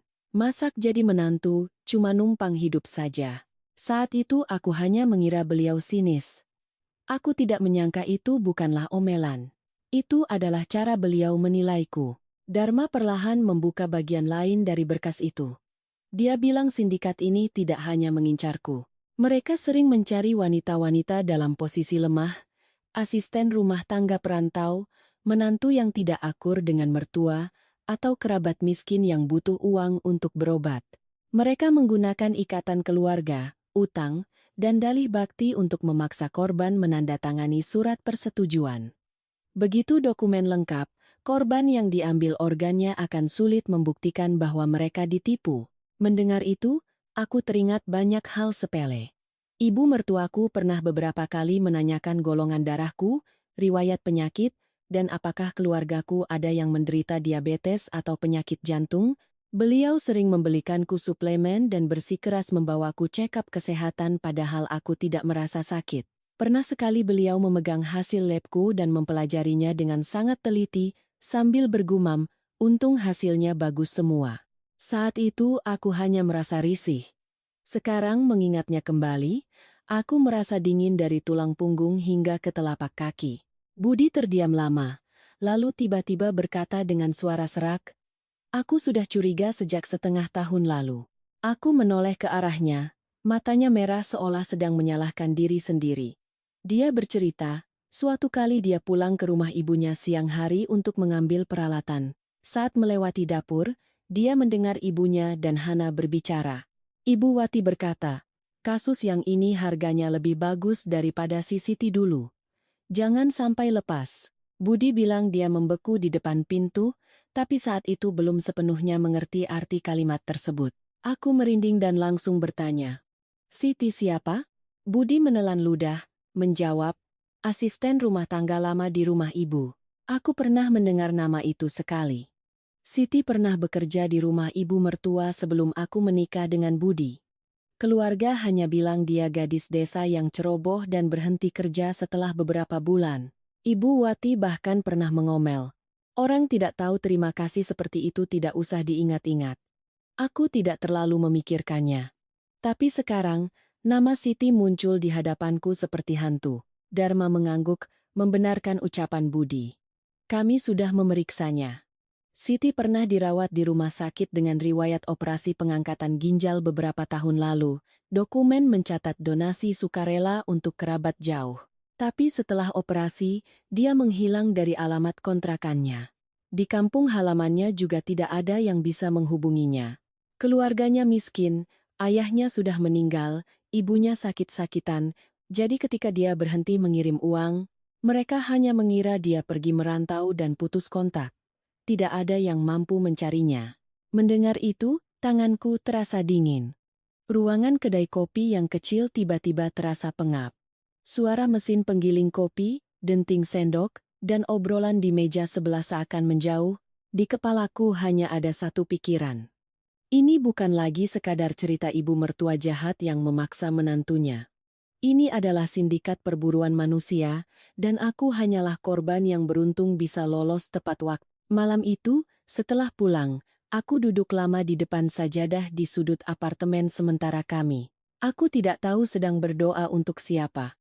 Untuk diriku sendiri, untuk Budi, atau untuk gadis bernama Siti yang tidak jelas nasibnya. Sekitar pukul 11 malam, ponselku tiba-tiba berdering. Nomor tak dikenal. Aku menatap Budi, dia memberi isyarat untuk mengaktifkan pengeras suara tapi tidak banyak bicara. Aku menekan tombol jawab, berusaha menjaga suaraku tetap tenang. Halo, di seberang sana hening sejenak, lalu terdengar suara seorang wanita yang sangat lemah dan serak, seperti orang yang baru saja kehabisan air mata. Mbak, Mbak Saraswati, kan? Aku langsung berdiri. Siapa ini? Apa ini Siti? Terdengar suara napas yang terengah-engah, lalu suara wanita itu bergetar. Saya Siti. Mbak. Jangan percaya Ibu Wati, jangan. Belum sempat aku bertanya dia di mana, tiba-tiba terdengar suara benturan keras, suara orang yang mulutnya dibekap. Lalu panggilan terputus. Aku menatap layar ponsel yang gelap, seluruh tubuhku gemetar. Budi segera menelepon balik, tapi nomor itu sudah tidak aktif. Baru saja dia akan menelepon Dharma, ponselnya sendiri bergetar. Sebuah pesan video dari nomor tak dikenal. Budi membukanya. Hanya beberapa detik kemudian, wajahnya pucat pasi. Dia membalikkan layar ke arahku. Dalam video itu, seorang gadis kurus diikat di kursi, mulutnya ditutup lakban, matanya terbelalak ketakutan. Di pergelangan tangannya ada bekas luka lama yang memanjang. Budi berkata dengan suara serak, "Itu Siti." Aku berpegangan pada meja agar tidak jatuh. Di akhir video, suara seorang pria tertawa dingin. Kalau mau dia hidup, suruh si Saraswati angkat telepon baik-baik. Layar menjadi hitam. Ruangan jatuh dalam keheningan yang mematikan. Dan aku sadar, mimpi buruk ini bukan saja belum berakhir, tapi baru saja menemukan sandera baru untuk menarikku kembali ke dalamnya. Video itu hanya berdurasi kurang dari 30 detik, tapi aku merasa seperti baru saja ditarik ke dasar sumur yang dingin. Siti diikat di kursi, mulutnya dilakban, matanya yang panik menatap lurus ke kamera. Di belakangnya ada dinding yang kotor, dengan cahaya lampu kuning yang berkedip-kedip. Suara tawa pria itu terdengar dingin. Kalau mau si Siti hidup, suruh si Saraswati datang sendirian. Budi langsung merebut ponsel dari tanganku. Dia menelepon Dharma, suaranya begitu cepat hingga nyaris kehilangan ketenangan. Dia kirim video. Dia mau Saras datang sendirian, entah apa yang dikatakan di seberang sana, wajah Budi semakin tegang. Dia menutup telepon, menoleh ke arahku dan berkata seperti memberi perintah, "Jangan pergi kemana-mana. Dengar, kan? Dia mau memancingmu keluar untuk dihabisi." Aku menatap layar ponsel yang gelap, bayangan mata Siti masih terngiang di kepalaku. Seorang gadis yang pernah kehilangan ginjalnya, dibuang seperti barang rusak, kini disandera hanya karena dia berani meneleponku. Suaraku bergetar. Tapi kalau aku tidak pergi, mereka bisa membunuh Siti. Budi membentak pelan. "Kalau kamu pergi, kalian berdua yang akan mati. Kamu pikir mereka akan menepati janji?" Dharma juga curiga. Kobar ingin menghabisi semua saksi. Jika Siti buka mulut tentang kejadian masa lalu, seluruh sindikat akan terbongkar lebih dalam. Sedangkan aku, sejak lolos dari meja operasi, telah menjadi duri dalam daging bagi mereka. Seseorang yang tahu terlalu banyak dan kini dilindungi polisi, bagi mereka tak ubahnya bom waktu. Aku mengerti semua itu, tapi hatiku tetap sakit seperti diremas. Setiap kali memejamkan mata, aku melihat Siti diikat, pergelangan tangannya kurus kering, tatapan matanya memohon pertolongan tanpa suara. Malam itu aku tidak bisa tidur. Budi duduk di ruang tamu, memegang ponselnya, sesekali berjalan memeriksa pintu. Aku berbaring di kamar dengan mata terbuka menatap langit-langit. Menjelang tengah malam, apartemen tiba-tiba gelap gulita. Semua lampu padam, AC berhenti berputar. Kegelapan yang tiba-tiba membuatku terlonjak, jantungku berdebar kencang. Dari ruang tamu terdengar suara Budi yang sangat pelan. "Saras, jangan nyalakan ponsel." Aku meraba-raba jalan keluar. Budi sudah di sampingku dan menarikku mundur ke kamar mandi. Satu tangannya mengunci pintu, tangan lainnya memegang sebuah tongkat besi yang biasa disimpan di belakang lemari. Dalam kegelapan, aku mendengar dengan jelas suara dari pintu utama. Awalnya hanya suara klik pelan, lalu suara orang mencoba mencongkel kunci, pelan dan sabar, seolah orang di luar tahu pasti ada seseorang di dalam. Aku membekap mulutku agar tidak berteriak. Budi berdiri melindungiku, napasnya sangat pelan. Klik! Kunci pertama berhasil dibuka, lalu suara engsel berderit pelan. Seseorang melangkah masuk, suara sepatunya di lantai ruang tamu terdengar pelan tapi berat. Dia menggeledah setiap sudut, menarik laci, menendang kursi. Lalu suara seorang pria serak terdengar. "Di mana perempuan itu?" Aku nyaris terjatuh. Budi menggenggam tongkatnya erat. Menunggu hingga bayangan orang itu mendekati kamar mandi, dia tiba-tiba membuka pintu dan menerjang keluar. Brak! Suara benturan terdengar keras. Pria itu memakai masker hitam, tangannya memegang pisau. Begitu melihat Budi, dia langsung mengayunkannya. Budi berhasil menghindar, lalu memukul pergelangan tangan pria itu dengan tongkat. Pisau jatuh ke lantai dan meluncur ke bawah sofa. Keduanya bergulat, tubuh mereka menghantam meja kaca di tengah ruangan. Prang, meja itu hancur berkeping-keping. Aku terpaku di pintu kamar mandi, kakiku lemas. Budi berteriak, "Kunci pintunya," tapi aku tidak bisa bergerak. Pria itu berhasil dipukul jatuh, tapi dia sangat alot. Dia merogoh sakunya dan mengeluarkan sebuah suntikan kecil. Ujung jarumnya berkilau dalam cahaya redup dari lorong. Dia tidak lagi menyerang Budi, melainkan tiba-tiba menerjang ke arahku. Semua terjadi dalam sekejap. Aku hanya mendengar Budi mengeram, "Saras." Lalu dia melompat melindungiku. Ujung jarum itu menancap di lengannya. Budi mengertakkan gigi, mengerahkan seluruh tenaganya untuk menendang pria itu hingga terpental. Pria itu terhuyung-huyung menabrak dinding, lalu bangkit dan lari ke arah pintu balkon yang entah bagaimana sudah terbuka.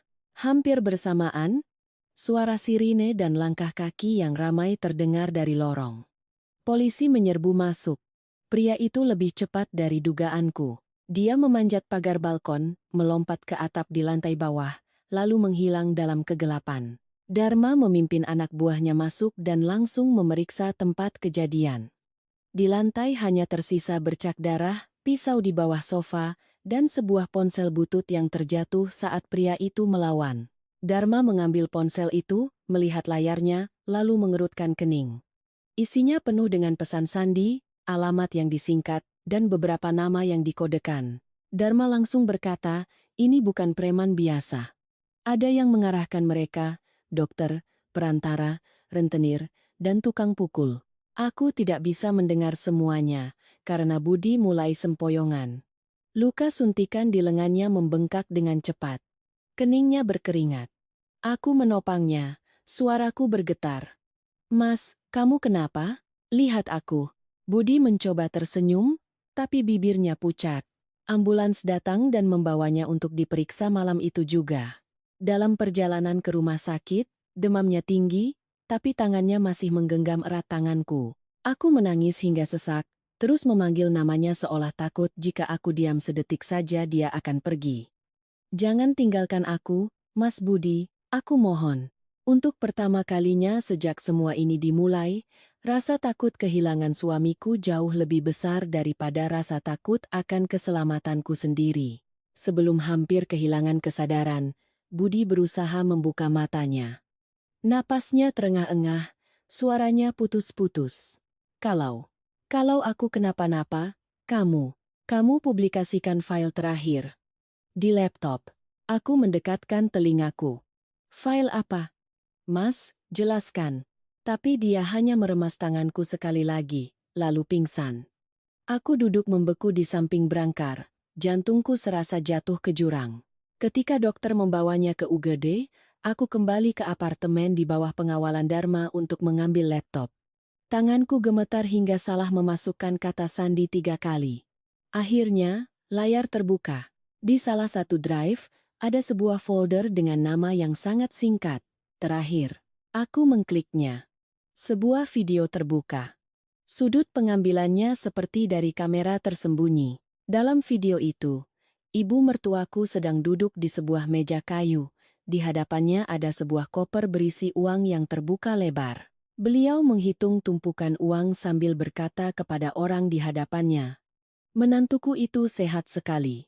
Diambil satu ginjalnya juga tidak akan mati." Aku duduk terpaku di depan layar. Ternyata kejahatan Ibu Wati bukan karena terpaksa, bukan karena cinta buta pada anaknya. Beliau tahu persis sedang menjual nyawa manusia, dan orang itu adalah aku. Aku menonton video itu berulang kali sampai ketiga kalinya, barulah aku sadar tubuhku bergetar hebat. Di layar, ibu mertuaku duduk dengan sangat tenang di depan koper yang terbuka. Tumpukan uang diikat dengan karet, disusun seperti batu bata. Kobar duduk di seberangnya, jarinya mengetuk-ngetuk meja, sementara Ibu Wati menghitung uang sambil tersenyum. Senyum yang begitu ringan, yang seumur hidup tidak akan pernah bisa kulupakan. Beliau berkata, "Menantuku itu sehat sekali. Diambil satu ginjalnya juga tidak akan mati. Yang penting dokumennya bersih, jangan sampai dia curiga." Kobar tertawa serak. Ibu ini nekat juga. Orang lain menjual orang asing, ibu menjual menantu sendiri tanpa ragu. Ibu mertuaku mengangkat wajah, suaranya sedingin es. Dia itu cuma menantu, bukan darah dagingku. Lagi pula, keluarga ini sudah memberinya makan bertahun-tahun. Sekarang dia balas budi sedikit, wajar saja. Tangan dan kakiku terasa dingin. Wanita yang pernah memelukku di rumah sakit, memanggilku anak, menangis dan berkata akan berutang budi seumur hidup padaku, ternyata tidak pernah menganggapku sebagai manusia. Di matanya, aku hanyalah aset yang menumpang di rumahnya, yang saat dibutuhkan bisa ditukar dengan uang. Aku duduk di depan laptop, dadaku sesak, tapi kali ini aku tidak menangis. Air mataku seakan sudah kering setelah begitu banyak tusukan. Menjelang pagi, Budi siuman di rumah sakit. Cairan dalam suntikan itu bukan racun mematikan, tapi cukup untuk membuatnya demam tinggi dan tidak sadarkan diri selama beberapa jam. Ketika aku membawa laptop dan memperlihatkan video itu, dia sama sekali tidak terkejut. Dia hanya memejamkan mata, napasnya berat, lalu berkata dengan suara serak, "Aku merekamnya 2 bulan lalu." Aku tertegun menatapnya. Dia melanjutkan, "Sejak hari itu, aku tahu ibu sudah tidak bisa diselamatkan lagi." Budi bercerita, hari itu dia mengikuti ibunya karena curiga beliau bertemu dengan orang asing. Dia tidak menyangka ibunya bertemu Kobar di sebuah warung makan kosong di belakang pasar. Dia menyembunyikan ponselnya dan merekam dari celah jendela. Awalnya, Dia masih berharap ibunya hanya dihasut oleh Hana, hanya gelap mata karena terlalu sayang pada putra sulungnya. Tapi ketika mendengar ibunya menawar harga untuk tubuhku, dia sadar ibunya tidak gelap mata, beliau sadar. Beliau tahu persis apa yang dilakukannya. Lalu Budi menceritakan sesuatu yang lebih mengejutkan lagi. Mas Agus sebenarnya bukan anak kandung Ibu Wati. Dia adalah anak dari pernikahan pertama ayah mertuaku. Ibu Wati membesarkannya sejak kecil untuk menjaga nama baik keluarga. Budi adalah satu-satunya putra kandungnya. Namun, kakek mertuaku sebelum meninggal membuat surat wasiat yang memberikan bagian tanah terbesar kepada Budi, karena beliau menganggap Budi lebih bertanggung jawab dan tidak suka menghambur-hamburkan harta seperti Mas Agus. Aku terpaku. Jadi, karena itu beliau selalu lebih memihak Mas Agus dan dingin padamu? Budi tersenyum getir, bukan karena sayang pada Mas Agus. Beliau takut nanti semua harta jatuh ke tangan kita, dan Mas Agus tidak punya apa-apa. Semakin beliau takut, semakin banyak uang yang beliau berikan pada Mas Agus, dan semakin banyak pula utangnya. Aku mendengarnya dan merasa hati manusia begitu menakutkan. Ada yang disebut keluarga, tapi di baliknya ada gengsi, perhitungan, dan keserakahan tanpa batas. Siang harinya, Dharma datang ke rumah sakit. Dia membawa setumpuk dokumen baru. Ibu Wati ternyata meminjam uang di mana-mana untuk menutupi kegagalan bisnis dan gaya hidup Mas Agus. Rumah lama mereka sudah digadaikan. Jika tidak ada uang dari hasil menjual ginjalku, beliau akan kehilangan segalanya. Dharma berkata pelan, motifnya bukan hanya menyelamatkan anak, tapi menyelamatkan kantongnya sendiri. Tepat saat itu, di luar kamar terdengar keributan. Seorang petugas yang datang bersama Dharma membuka pintu. Di belakangnya, seorang gadis kurus dipapah oleh seorang polisi wanita. Begitu melihatnya, aku langsung mengenalinya. Meskipun kurus hingga tulang pipinya menonjol, matanya cekung, dan rambutnya dipotong asal-asalan, itu adalah Siti dari video semalam. Siti begitu kurus hingga baju rumah sakit yang dikenakannya terlihat kebesaran. Begitu melihatku, dia langsung menangis.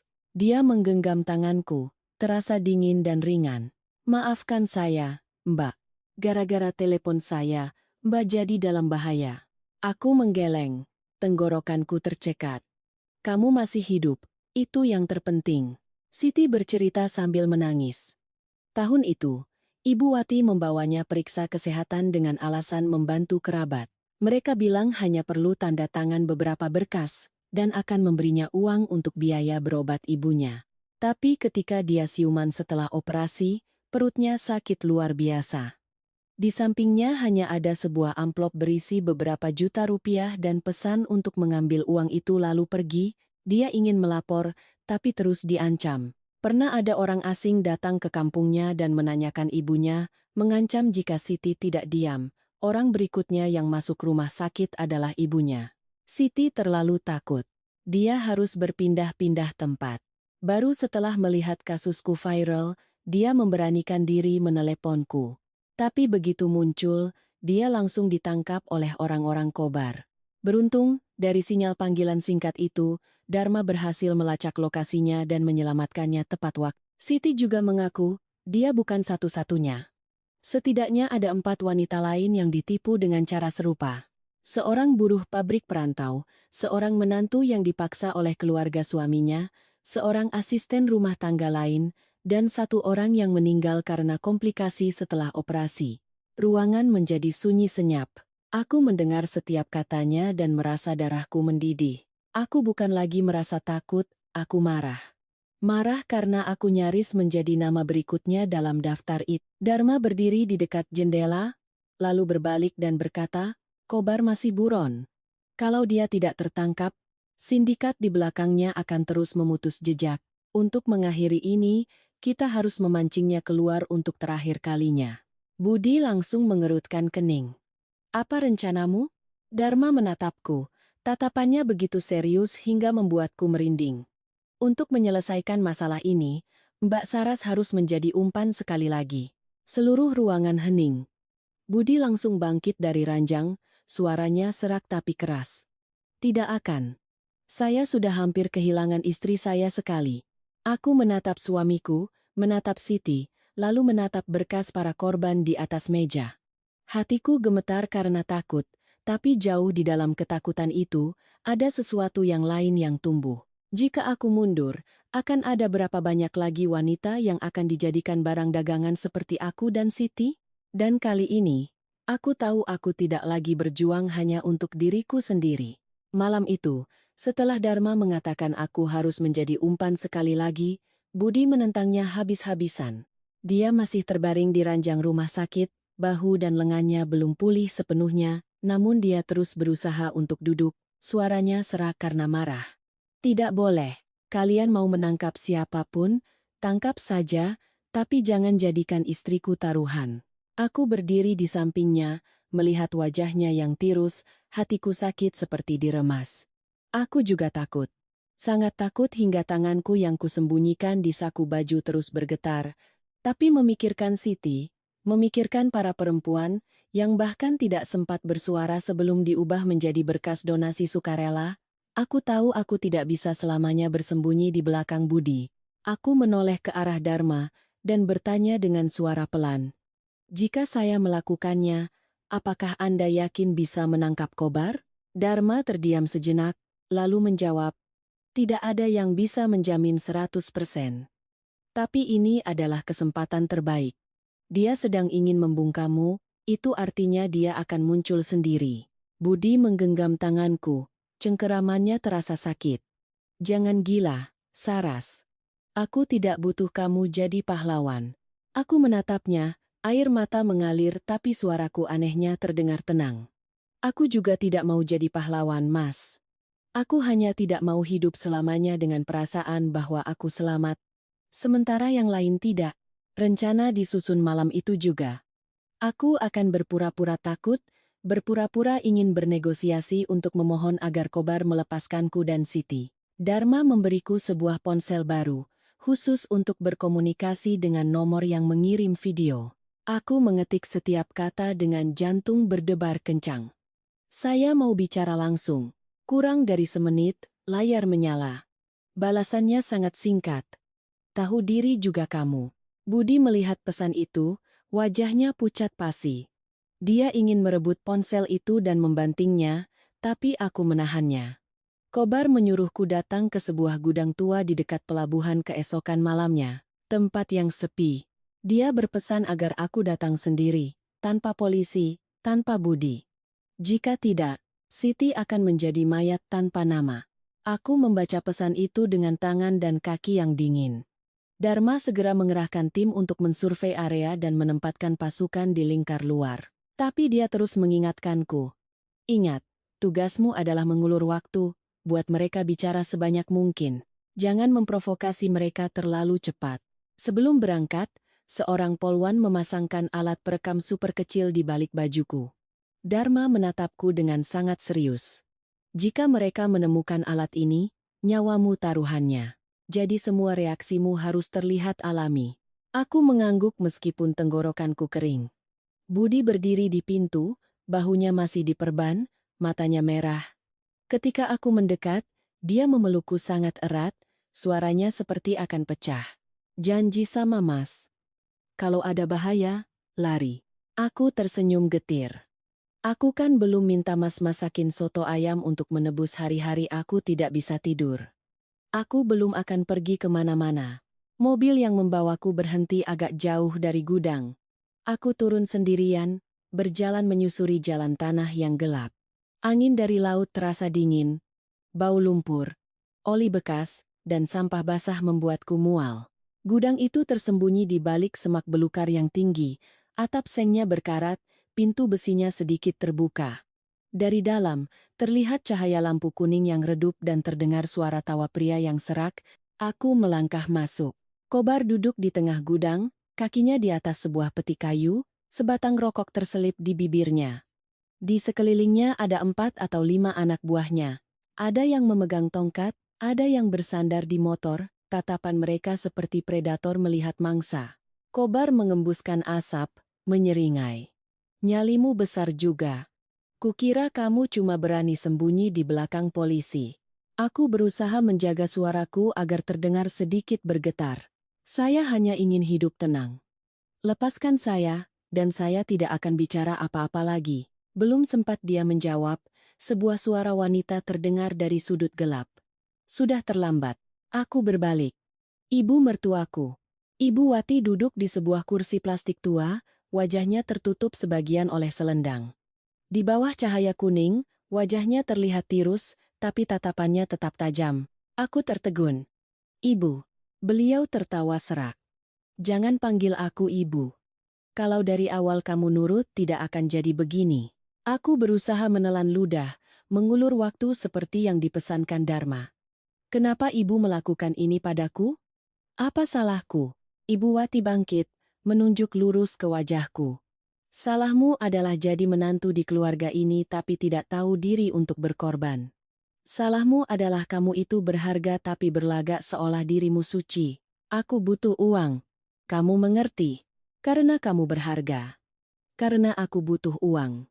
Setiap kata yang diteriakannya seolah merobek lapisan topeng terakhir dari wajahnya. Dari belakang, Hana melangkah keluar. Rambutnya acak-acakan, matanya menghitam, tidak ada lagi penampilan glamor seperti biasanya. Begitu melihatku, dia langsung menerjang hendak menjambakku tapi ditahan oleh salah satu anak buah Kobar. Dia meraung, gara-gara perempuan ini kita semua hancur, bunuh dia. Kalau dia masih hidup, kita semua yang akan mati. Suasana di gudang menjadi kacau. Kobar mematikan rokoknya, mencabut sebilah pisau dari pinggangnya. Matanya menggelap. Dasar perempuan merepotkan, harusnya dari awal kamu dihabisi saja. Dia menerjang ke arahku begitu cepat hingga aku tidak sempat mundur. Aku hanya mendengar desing angin di telingaku, lalu sebuah bayangan melesat dari pintu samping dan berdiri di hadapanku. Itu Budi. Aku tidak tahu bagaimana dia bisa lolos dari penjagaan Dharma, tapi dia muncul tepat saat pisau itu diayunkan. Darah menyiprat ke bajuku, pisau itu menebas bahunya, meninggalkan luka sobek yang panjang. Budi mengertakkan gigi, mendorongku ke belakangnya. Berdiri di belakangku. Aku meraung, memeluknya. Tanganku menyentuh darahnya yang hangat, tubuhku serasa mau ambruk. Kobar hendak menyerang lagi, tapi tiba-tiba dari luar terdengar suara sirine yang memekakkan telinga, pintu besi gudang didobrak, puluhan polisi bersenjata menyerbu dari berbagai arah. Semuanya jatuhkan senjata. Anak buah Kobar panik berlarian. Sebuah lampu di langit-langit pecah tertembak, percikan apinya jatuh ke lantai semen. Kobar tidak mau menyerah, dia menarik sebuah pistol dari balik peti kayu dan menembak ke atas, membuat seisi gudang bergetar.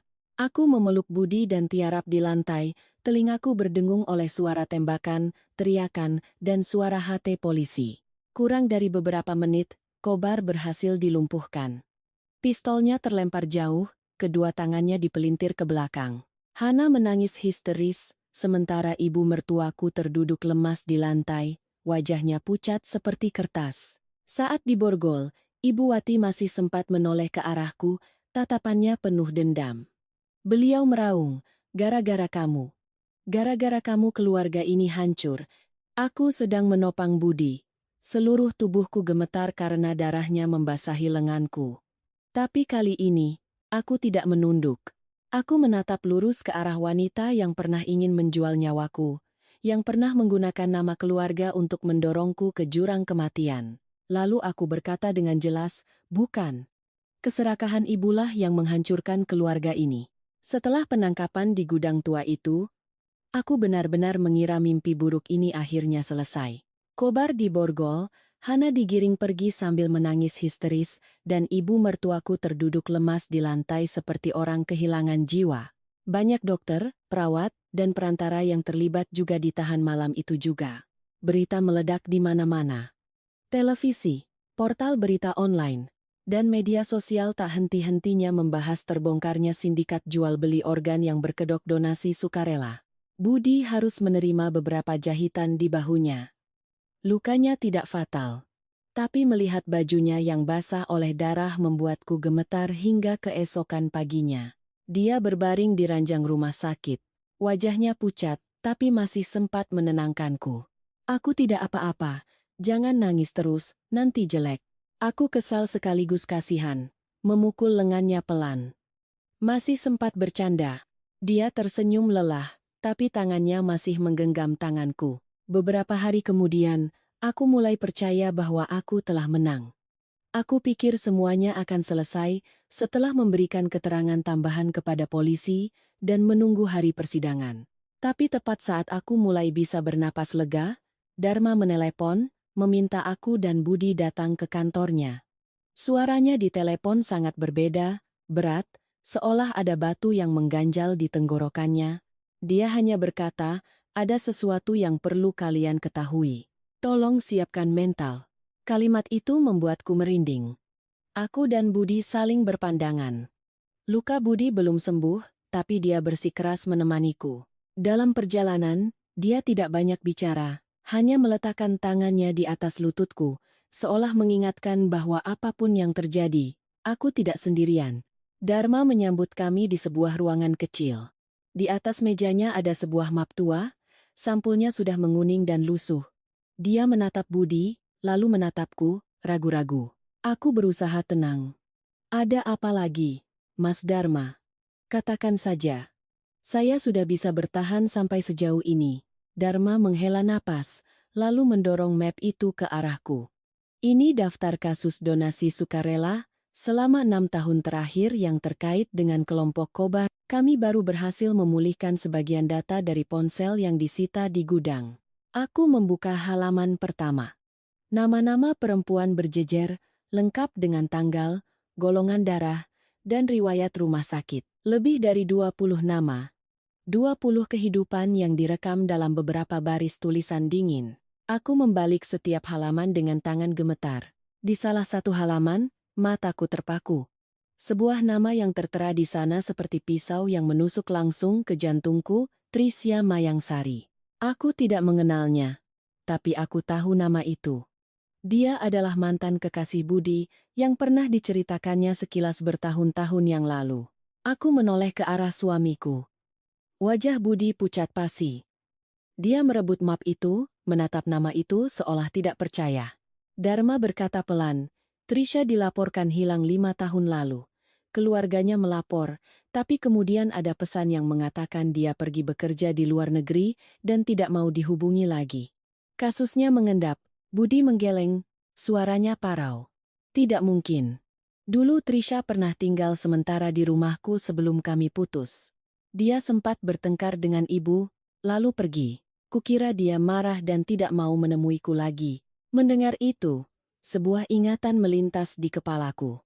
Pernah sekali saat makan malam, ibu mertuaku yang sedikit mabuk berkata, anak perempuan yang tidak nurut itu pasti ada akibatnya.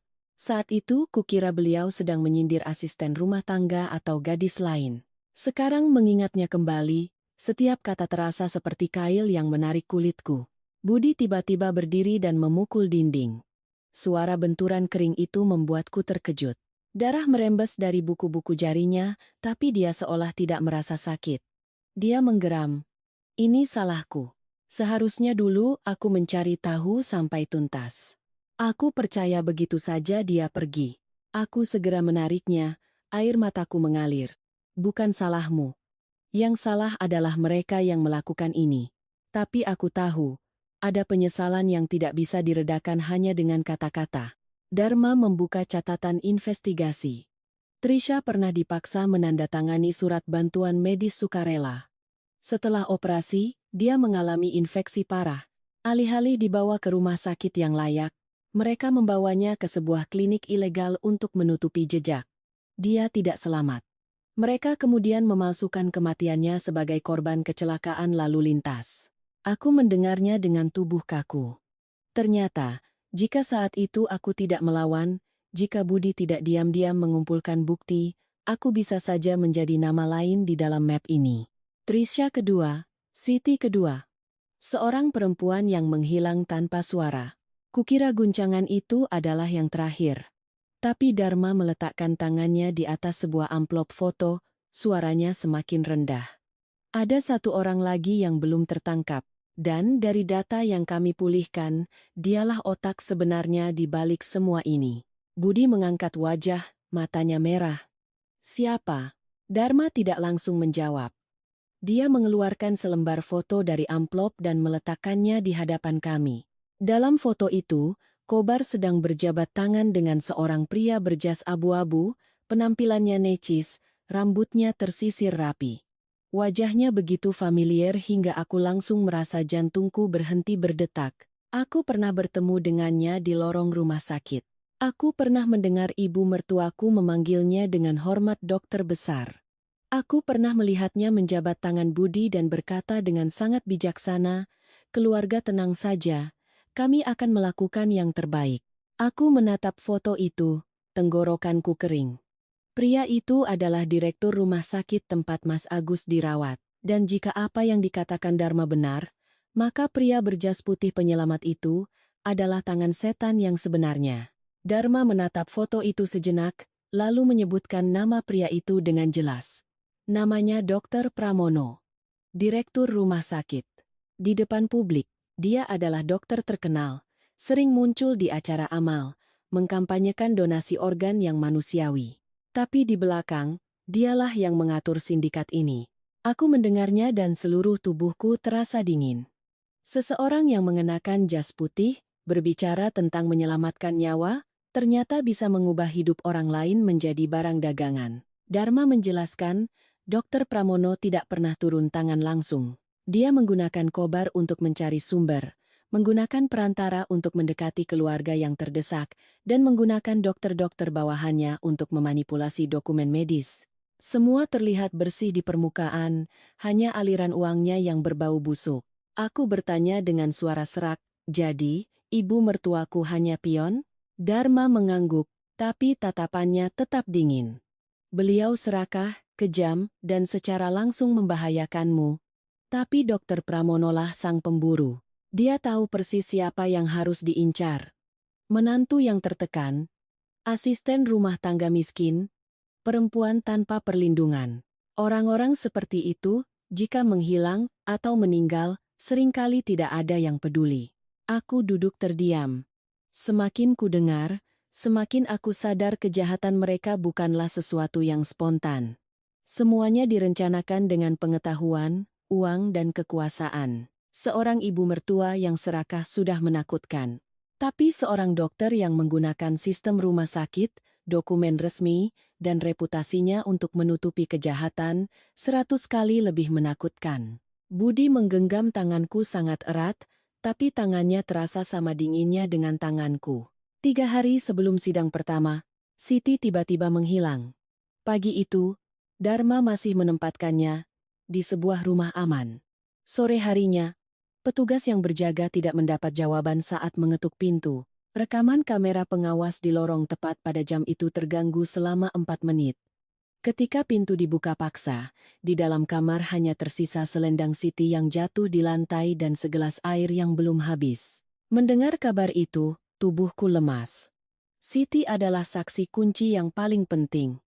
Kehilangannya tepat sebelum persidangan tidak mungkin sebuah kebetulan. Malam itu, aku menerima sebuah pesan singkat. "Kamu saksi berikutnya." Disertai sebuah foto pintu apartemen tempat kami tinggal. Foto itu diambil malam hari, dari jarak sangat dekat, bahkan sandal jepit yang kuletakkan di luar pun terlihat jelas. Aku menatap layar ponsel, jantungku serasa berhenti berdetak. Artinya, meskipun kami sudah pindah, meskipun ada yang menjaga, mereka masih tahu di mana aku berada. Sejak hari itu, Budi nyaris gila karena khawatir. Dia tidak tidur, tidak makan. Dia terus mondar-mandir di dalam rumah seperti binatang yang terkurung. Meskipun bahunya masih sakit, dia memeriksa pintu setiap jam. Di sakunya selalu ada pisau lipat kecil. Aku melihatnya dan merasa kasihan sekaligus takut. "Mas, jangan siksa dirimu sendiri." Dia menatapku, matanya merah. "Kalau aku lengah sedetik saja, mereka akan merebutmu dariku." Malam itu, sekitar pukul 2 pagi, aku terbangun karena suara pelan dari balkon. Awalnya kukira hanya angin, tapi kemudian aku melihat sebuah bayangan hitam turun dari lantai atas, menempel di pagar balkon seperti cecak raksasa. Tangannya membawa sebuah jeriken, cairan di dalamnya berbau bensin yang menyengat. Belum sempat aku berteriak, Budi sudah melesat keluar. Dia membuka paksa pintu balkon dan menerkam pria itu, tepat saat pria itu hendak menyiramkan bensin ke gorden. Keduanya bergulat di pagar balkon lantai 5. Aku meraung hingga serak. Mas, masuk. Tapi semuanya terlalu cepat. Pria itu kuat dan nekat. Satu tangannya masih memegang jeriken, tangan lainnya mengeluarkan korek api. Budi mencengkeram pergelangan tangannya, menekannya ke pagar. Jeriken jatuh. Bensin tumpah ke lantai. Baunya membuatku mual. Di tengah pergulatan, pria itu tertawa. Kamu pikir menangkap beberapa ikan teri sudah selesai? Dokter Pramono tidak pernah kalah. Kalimat itu membuatku merinding. Dia datang bukan hanya untuk membakar, tapi untuk mengirim peringatan. Beruntung, satpam dan polisi yang disiagakan di dekat situ segera datang. Pria itu ditangkap di balkon. Korek apinya jatuh, nyaris menyentuh tumpahan bensin. Aku terduduk lemas, kakiku tidak bertenaga. Budi juga terengah-engah, bahunya kembali berdarah karena jahitan yang robek. Tapi kengerian belum berhenti. Saat digiring ke bawah, pria itu tiba-tiba menggigit sesuatu yang disembunyikan di giginya. Kurang dari beberapa menit, dia kejang-kejang, mulutnya berbusa, dan meninggal dalam perjalanan ke rumah sakit. Kematian itu membuat kasus ini menjadi jauh lebih serius. Media mulai menyebutnya sebagai sindikat pemburu organ terbesar. Publik gempar, bukan hanya karena jual beli organ, tapi karena dalangnya adalah seorang dokter ternama. Tengah malam itu, setelah semua orang pergi, aku terbangun dan tidak melihat Budi di sampingku. Aku menemukannya duduk sendirian di balkon yang beberapa jam lalu nyaris terbakar. Dia menunduk, kedua tangannya menutupi wajah, bahunya bergetar pelan. Aku belum pernah melihat suamiku menangis seperti itu. Aku mendekat dan duduk di sampingnya. Budi tidak mengangkat wajah, hanya berkata dengan suara pecah, "Aku takut. Kali ini aku tidak bisa melindungimu lagi." Mendengar itu, air mataku langsung jatuh. Seorang pria yang telah melawan seluruh keluarganya, yang telah menahan tusukan pisau dan jarum suntik, yang telah menerjang api demi menjagaku, akhirnya sampai pada batas kekuatannya. Aku memeluknya dan berbisik, "Kalau begitu, kali ini kita saling melindungi. Aku tidak akan membiarkan Mas berdiri sendirian lagi." Hari persidangan berlangsung di pagi yang mendung. Langit tidak hujan, tapi awan kelabu membuat suasana di gedung pengadilan semakin berat. Dari jauh, aku sudah melihat gerbang dipenuhi wartawan dan warga. Suara bisik-bisik dan kilatan kamera terdengar tanpa henti. Seseorang berkata pelan, tapi aku masih bisa mendengarnya, "Itu dia, menantu yang hampir dijual ginjalnya." Satu kalimat itu membuat kakiku lemas. Budi menggenggam tanganku erat. Luka di bahunya belum sembuh, tapi dia bersikeras berjalan di sisiku. Dia berbisik, tatap lurus ke depan, "Saras, hari ini kita tidak menunduk di hadapan siapapun." Aku mengangguk, tapi jantungku tetap berdebar kencang setiap kali lampu kilat menyala. Di dalam ruang sidang, suasana terasa begitu menyesakkan. Kursi penonton penuh sesak. Aku duduk di barisan korban, di samping Budi. Siti duduk tidak jauh dariku, terlihat kurus dalam kemeja longgar. Dia menatapku dan mengangguk pelan, seolah saling menguatkan. Ketika para terdakwa dibawa masuk, sesi ruangan menjadi riuh. Aku melihat Hana terlebih dahulu. Dia sangat kurus, wajahnya tirus, matanya cekung. Mas Agus berjalan di belakangnya, menunduk dalam-dalam. Tidak ada lagi kesombongan di wajahnya. Tapi yang membuatku terpaku adalah ibu mertuaku. Ibu Wati begitu kurus dan tua hingga aku nyaris tidak mengenalinya. Rambutnya memutih, pipinya kempot, namun begitu melihatku, beliau tiba-tiba melepaskan diri dari petugas dan bersujud di tengah ruangan. Seluruh ruangan gempar. Beliau menangkupkan tangan ke arahku, menangis meraung-raung. "Saras, ibu mohon, selamatkan ibu, nak, ibu sudah tua, ibu tidak mau mati di penjara. Tolong katakan sesuatu untuk meringankan hukuman ibu." Aku berdiri membeku. Wanita yang pernah ingin mengambil ginjalku, yang pernah menghitung uang di atas nyawaku, kini bersujud di kakiku memohon pertolongan.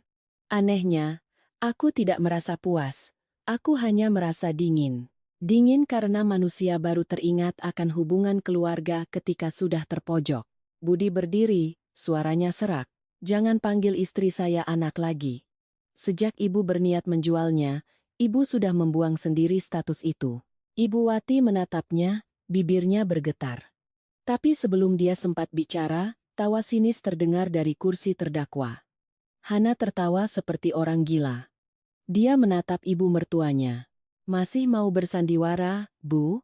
Sampai titik ini masih mau menyalahkan saya? Seluruh ruangan hening. Ibu Wati berbalik dan membentak, diam kamu. Kalau bukan karena kamu dan si Kobar, aku tidak akan begini. Hana tertawa lebih keras, air matanya mengalir tapi matanya penuh kebencian. Ibu yang pertama kali mau menjualnya. Ibu bilang menantu bisa diganti, tapi rumah kalau hilang, ibu bisa mati.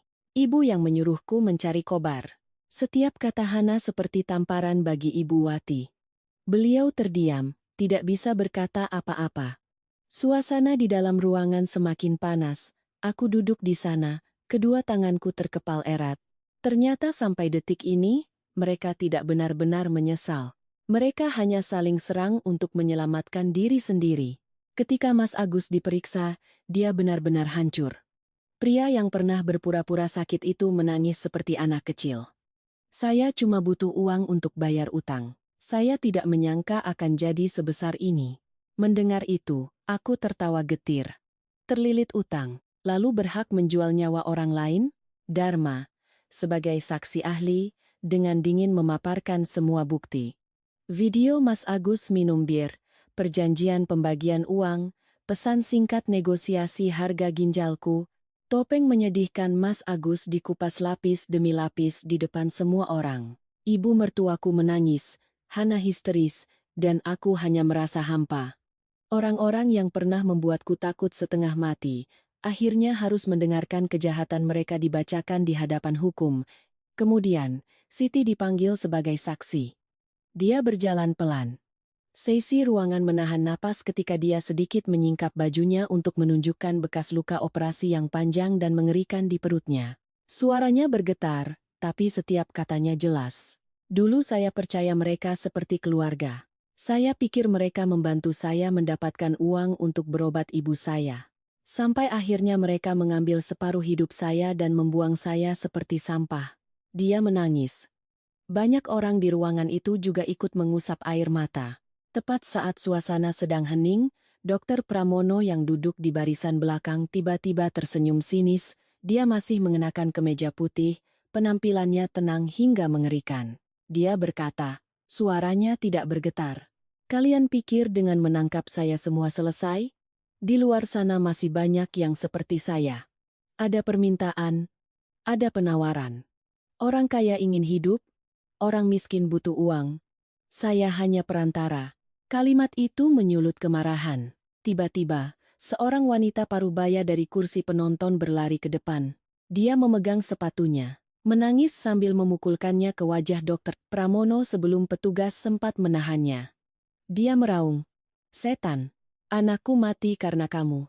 Dr. Pramono ditarik mundur, pipinya berdarah, tapi untuk pertama kalinya tatapannya berubah.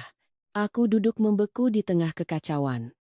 Ternyata penderitaanku hanyalah sepotong kecil dari lubang hitam kejahatan yang mereka ciptakan. Dan sidang hari itu bukan hanya untukku, tapi juga membuka tangisan banyak keluarga yang telah kehilangan anak, ibu, dan kerabat mereka dalam diam.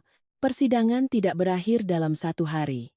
Sidang itu berlanjut selama berminggu-minggu, setiap sesinya mengungkap lapisan kejahatan yang lebih mengerikan. Setelah kesaksian Siti, serangkaian korban dan keluarga korban lainnya mulai berani bersuara. Ada yang telah diam selama bertahun-tahun karena takut diancam. Ada yang selama ini mengira anak mereka benar-benar kabur dari rumah. Ada yang datang ke pengadilan sambil memeluk foto almarhum, seolah ingin yang telah tiada ikut mendengar hari di mana keadilan ditegakkan. Seorang ibu tua berambut putih dipapah ke kursi saksi. Suaranya begitu bergetar hingga beberapa kali harus berhenti. Anak saya pergi bekerja jadi art, lalu menghilang. Saya cari kemana-mana. Orang-orang bilang dia ikut laki-laki. Sekarang saya baru tahu. Dia meninggal di meja operasi. Seisi ruangan hening. Hanya terdengar isak tangis seorang ibu yang telah menunggu anaknya dalam keputusasaan selama bertahun-tahun. Tekanan publik semakin besar. Bukti-bukti baru dari ponsel Kobar dan kesaksian staf medis membuat Dr. Pramono tidak bisa lagi mengelak. Dia didakwa dengan pasal berlapis. Mengorganisir jual beli organ, pemalsuan dokumen, pencucian uang, dan keterlibatan langsung dalam beberapa kasus kematian yang direkayasa sebagai kecelakaan. Pria yang pernah dipuja sebagai pahlawan medis kini harus menunduk di hadapan tumpukan berkas korban. Ibu mertuaku benar-benar hancur.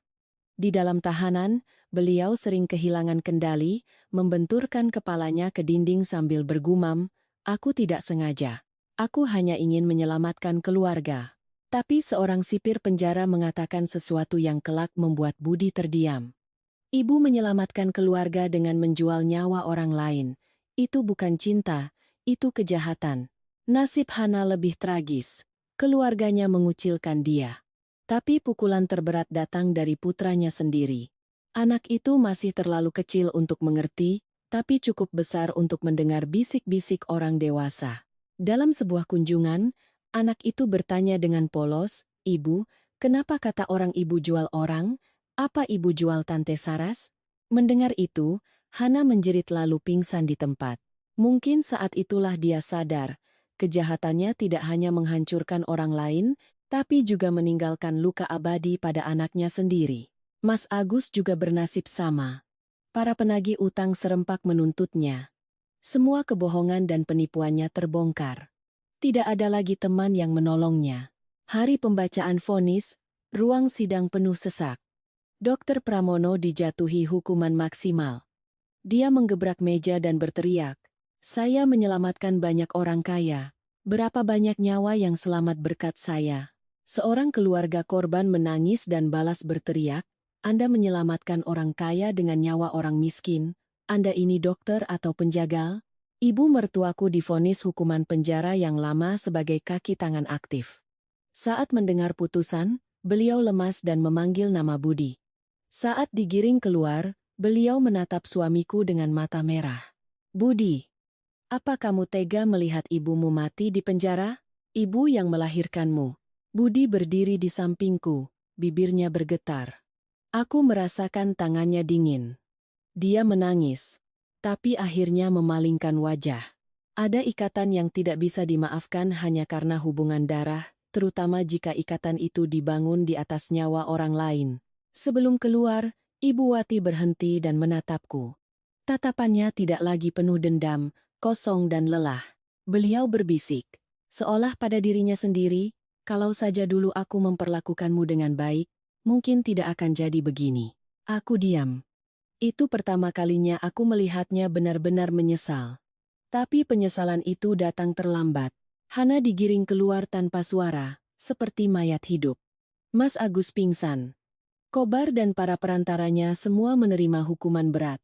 Aset-aset mereka disita untuk membayar ganti rugi kepada para korban. Untuk pertama kalinya setelah berbulan-bulan, aku mendengar kata hukum dan keadilan dengan perasaan lega.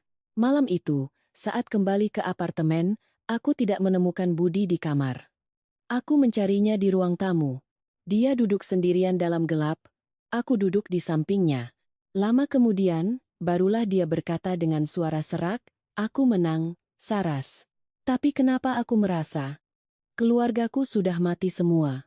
Aku mendengarnya dengan tenggorokan tercekat. Aku tahu dia terluka. Sekejam apapun mereka pernah menjadi bagian dari hidupnya. Aku menggenggam tangannya. Bukan Mas yang membunuh mereka. Mereka sendiri yang menghancurkannya saat mulai menukar nyawa dengan uang. Budi menunduk. Air matanya jatuh ke tanganku. Malam itu, aku hanya duduk di sampingnya dalam gelap, membiarkannya menangisi sebuah keluarga yang telah hilang jauh sebelum hari ini. Setelah persidangan, aku dan Budi pindah. Rumah lama dijual. Kami menyewa sebuah apartemen kecil di tempat lain, dengan balkon yang cerah. Meninggalkan tempat lama bukan berarti semua luka sembuh. Untuk waktu yang lama, aku masih sering trauma. Setiap melewati rumah sakit atau melihat orang berjas putih, kakiku langsung lemas. Budi tidak banyak bertanya. Dia hanya akan diam-diam menuntunku, membelikanku air hangat, dan duduk di sampingku sampai aku tenang. Malam hari adalah yang terburuk. Aku sering bermimpi berada di meja operasi. Setiap kali terbangun sambil menangis, Budi sudah di sampingku, memelukku. Aku di sini. Kamu aman. Dia mulai belajar memasak.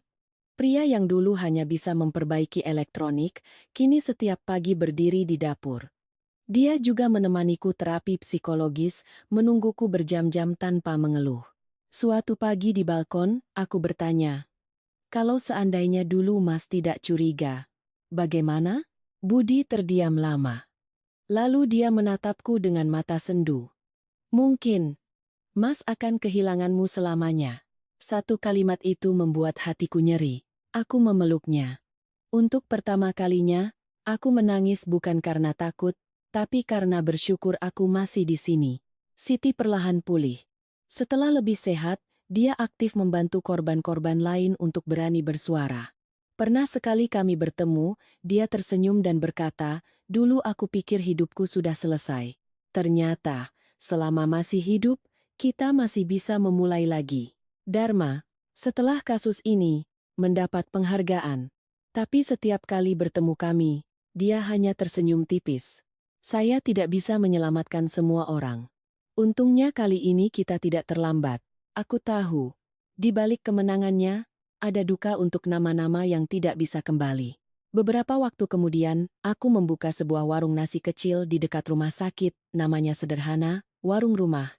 Aku memasak menu rumahan biasa, tapi aku selalu menyediakan pojok kecil untuk mereka yang kesulitan. Siapa yang kekurangan uang, ku beri diskon. Siapa yang benar-benar tidak punya, ku minta makan gratis. Budi sering menggodaku, jualan begini untungnya cuma senyuman, ya. Aku menjawab, tidak apa-apa. Ada senyuman yang lebih berharga dari uang. Suatu hari, seorang gadis muda masuk ke warung, matanya merah. Aku memberinya sepiring nasi dan duduk di sampingnya. Dia bercerita dipaksa keluarganya menjual sel telurnya untuk membayar utang kakaknya. Mendengar itu, aku terdiam. Aku menggenggam tangannya dan berkata pelan, "Jangan biarkan siapapun menjadikan tubuhmu barang dagangan. Bahkan keluarga sendiri tidak punya hak untuk itu." Gadis itu menangis. Aku membiarkannya menangis. Karena ada air mata yang perlu tumpah sebelum seseorang bisa berdiri tegak. Budi melihat kami dari jauh, tatapannya melembut. Untuk pertama kalinya setelah semua ketakutan, hatiku terasa lebih ringan. Bukan karena semua itu tidak pernah terjadi, tapi karena akhirnya aku bisa melewatinya dan mengubah lukaku menjadi kekuatan untuk menolong orang lain. Suatu hari, aku menerima sepucuk surat dari penjara. Tulisan tangannya bergetar. Pengirimnya Ibu Wati. Aku memegangnya lama sebelum membukanya. Di dalamnya tidak ada pembelaan diri atau keluhan, hanya satu kalimat singkat. "Ibu tahu sekarang semua sudah terlambat. Tapi jika ada kehidupan selanjutnya, Ibu berjanji akan menjadi orang yang lebih baik." Aku membacanya. Hatiku tidak lagi dipenuhi amarah, tapi juga tidak bisa dibilang memaafkan.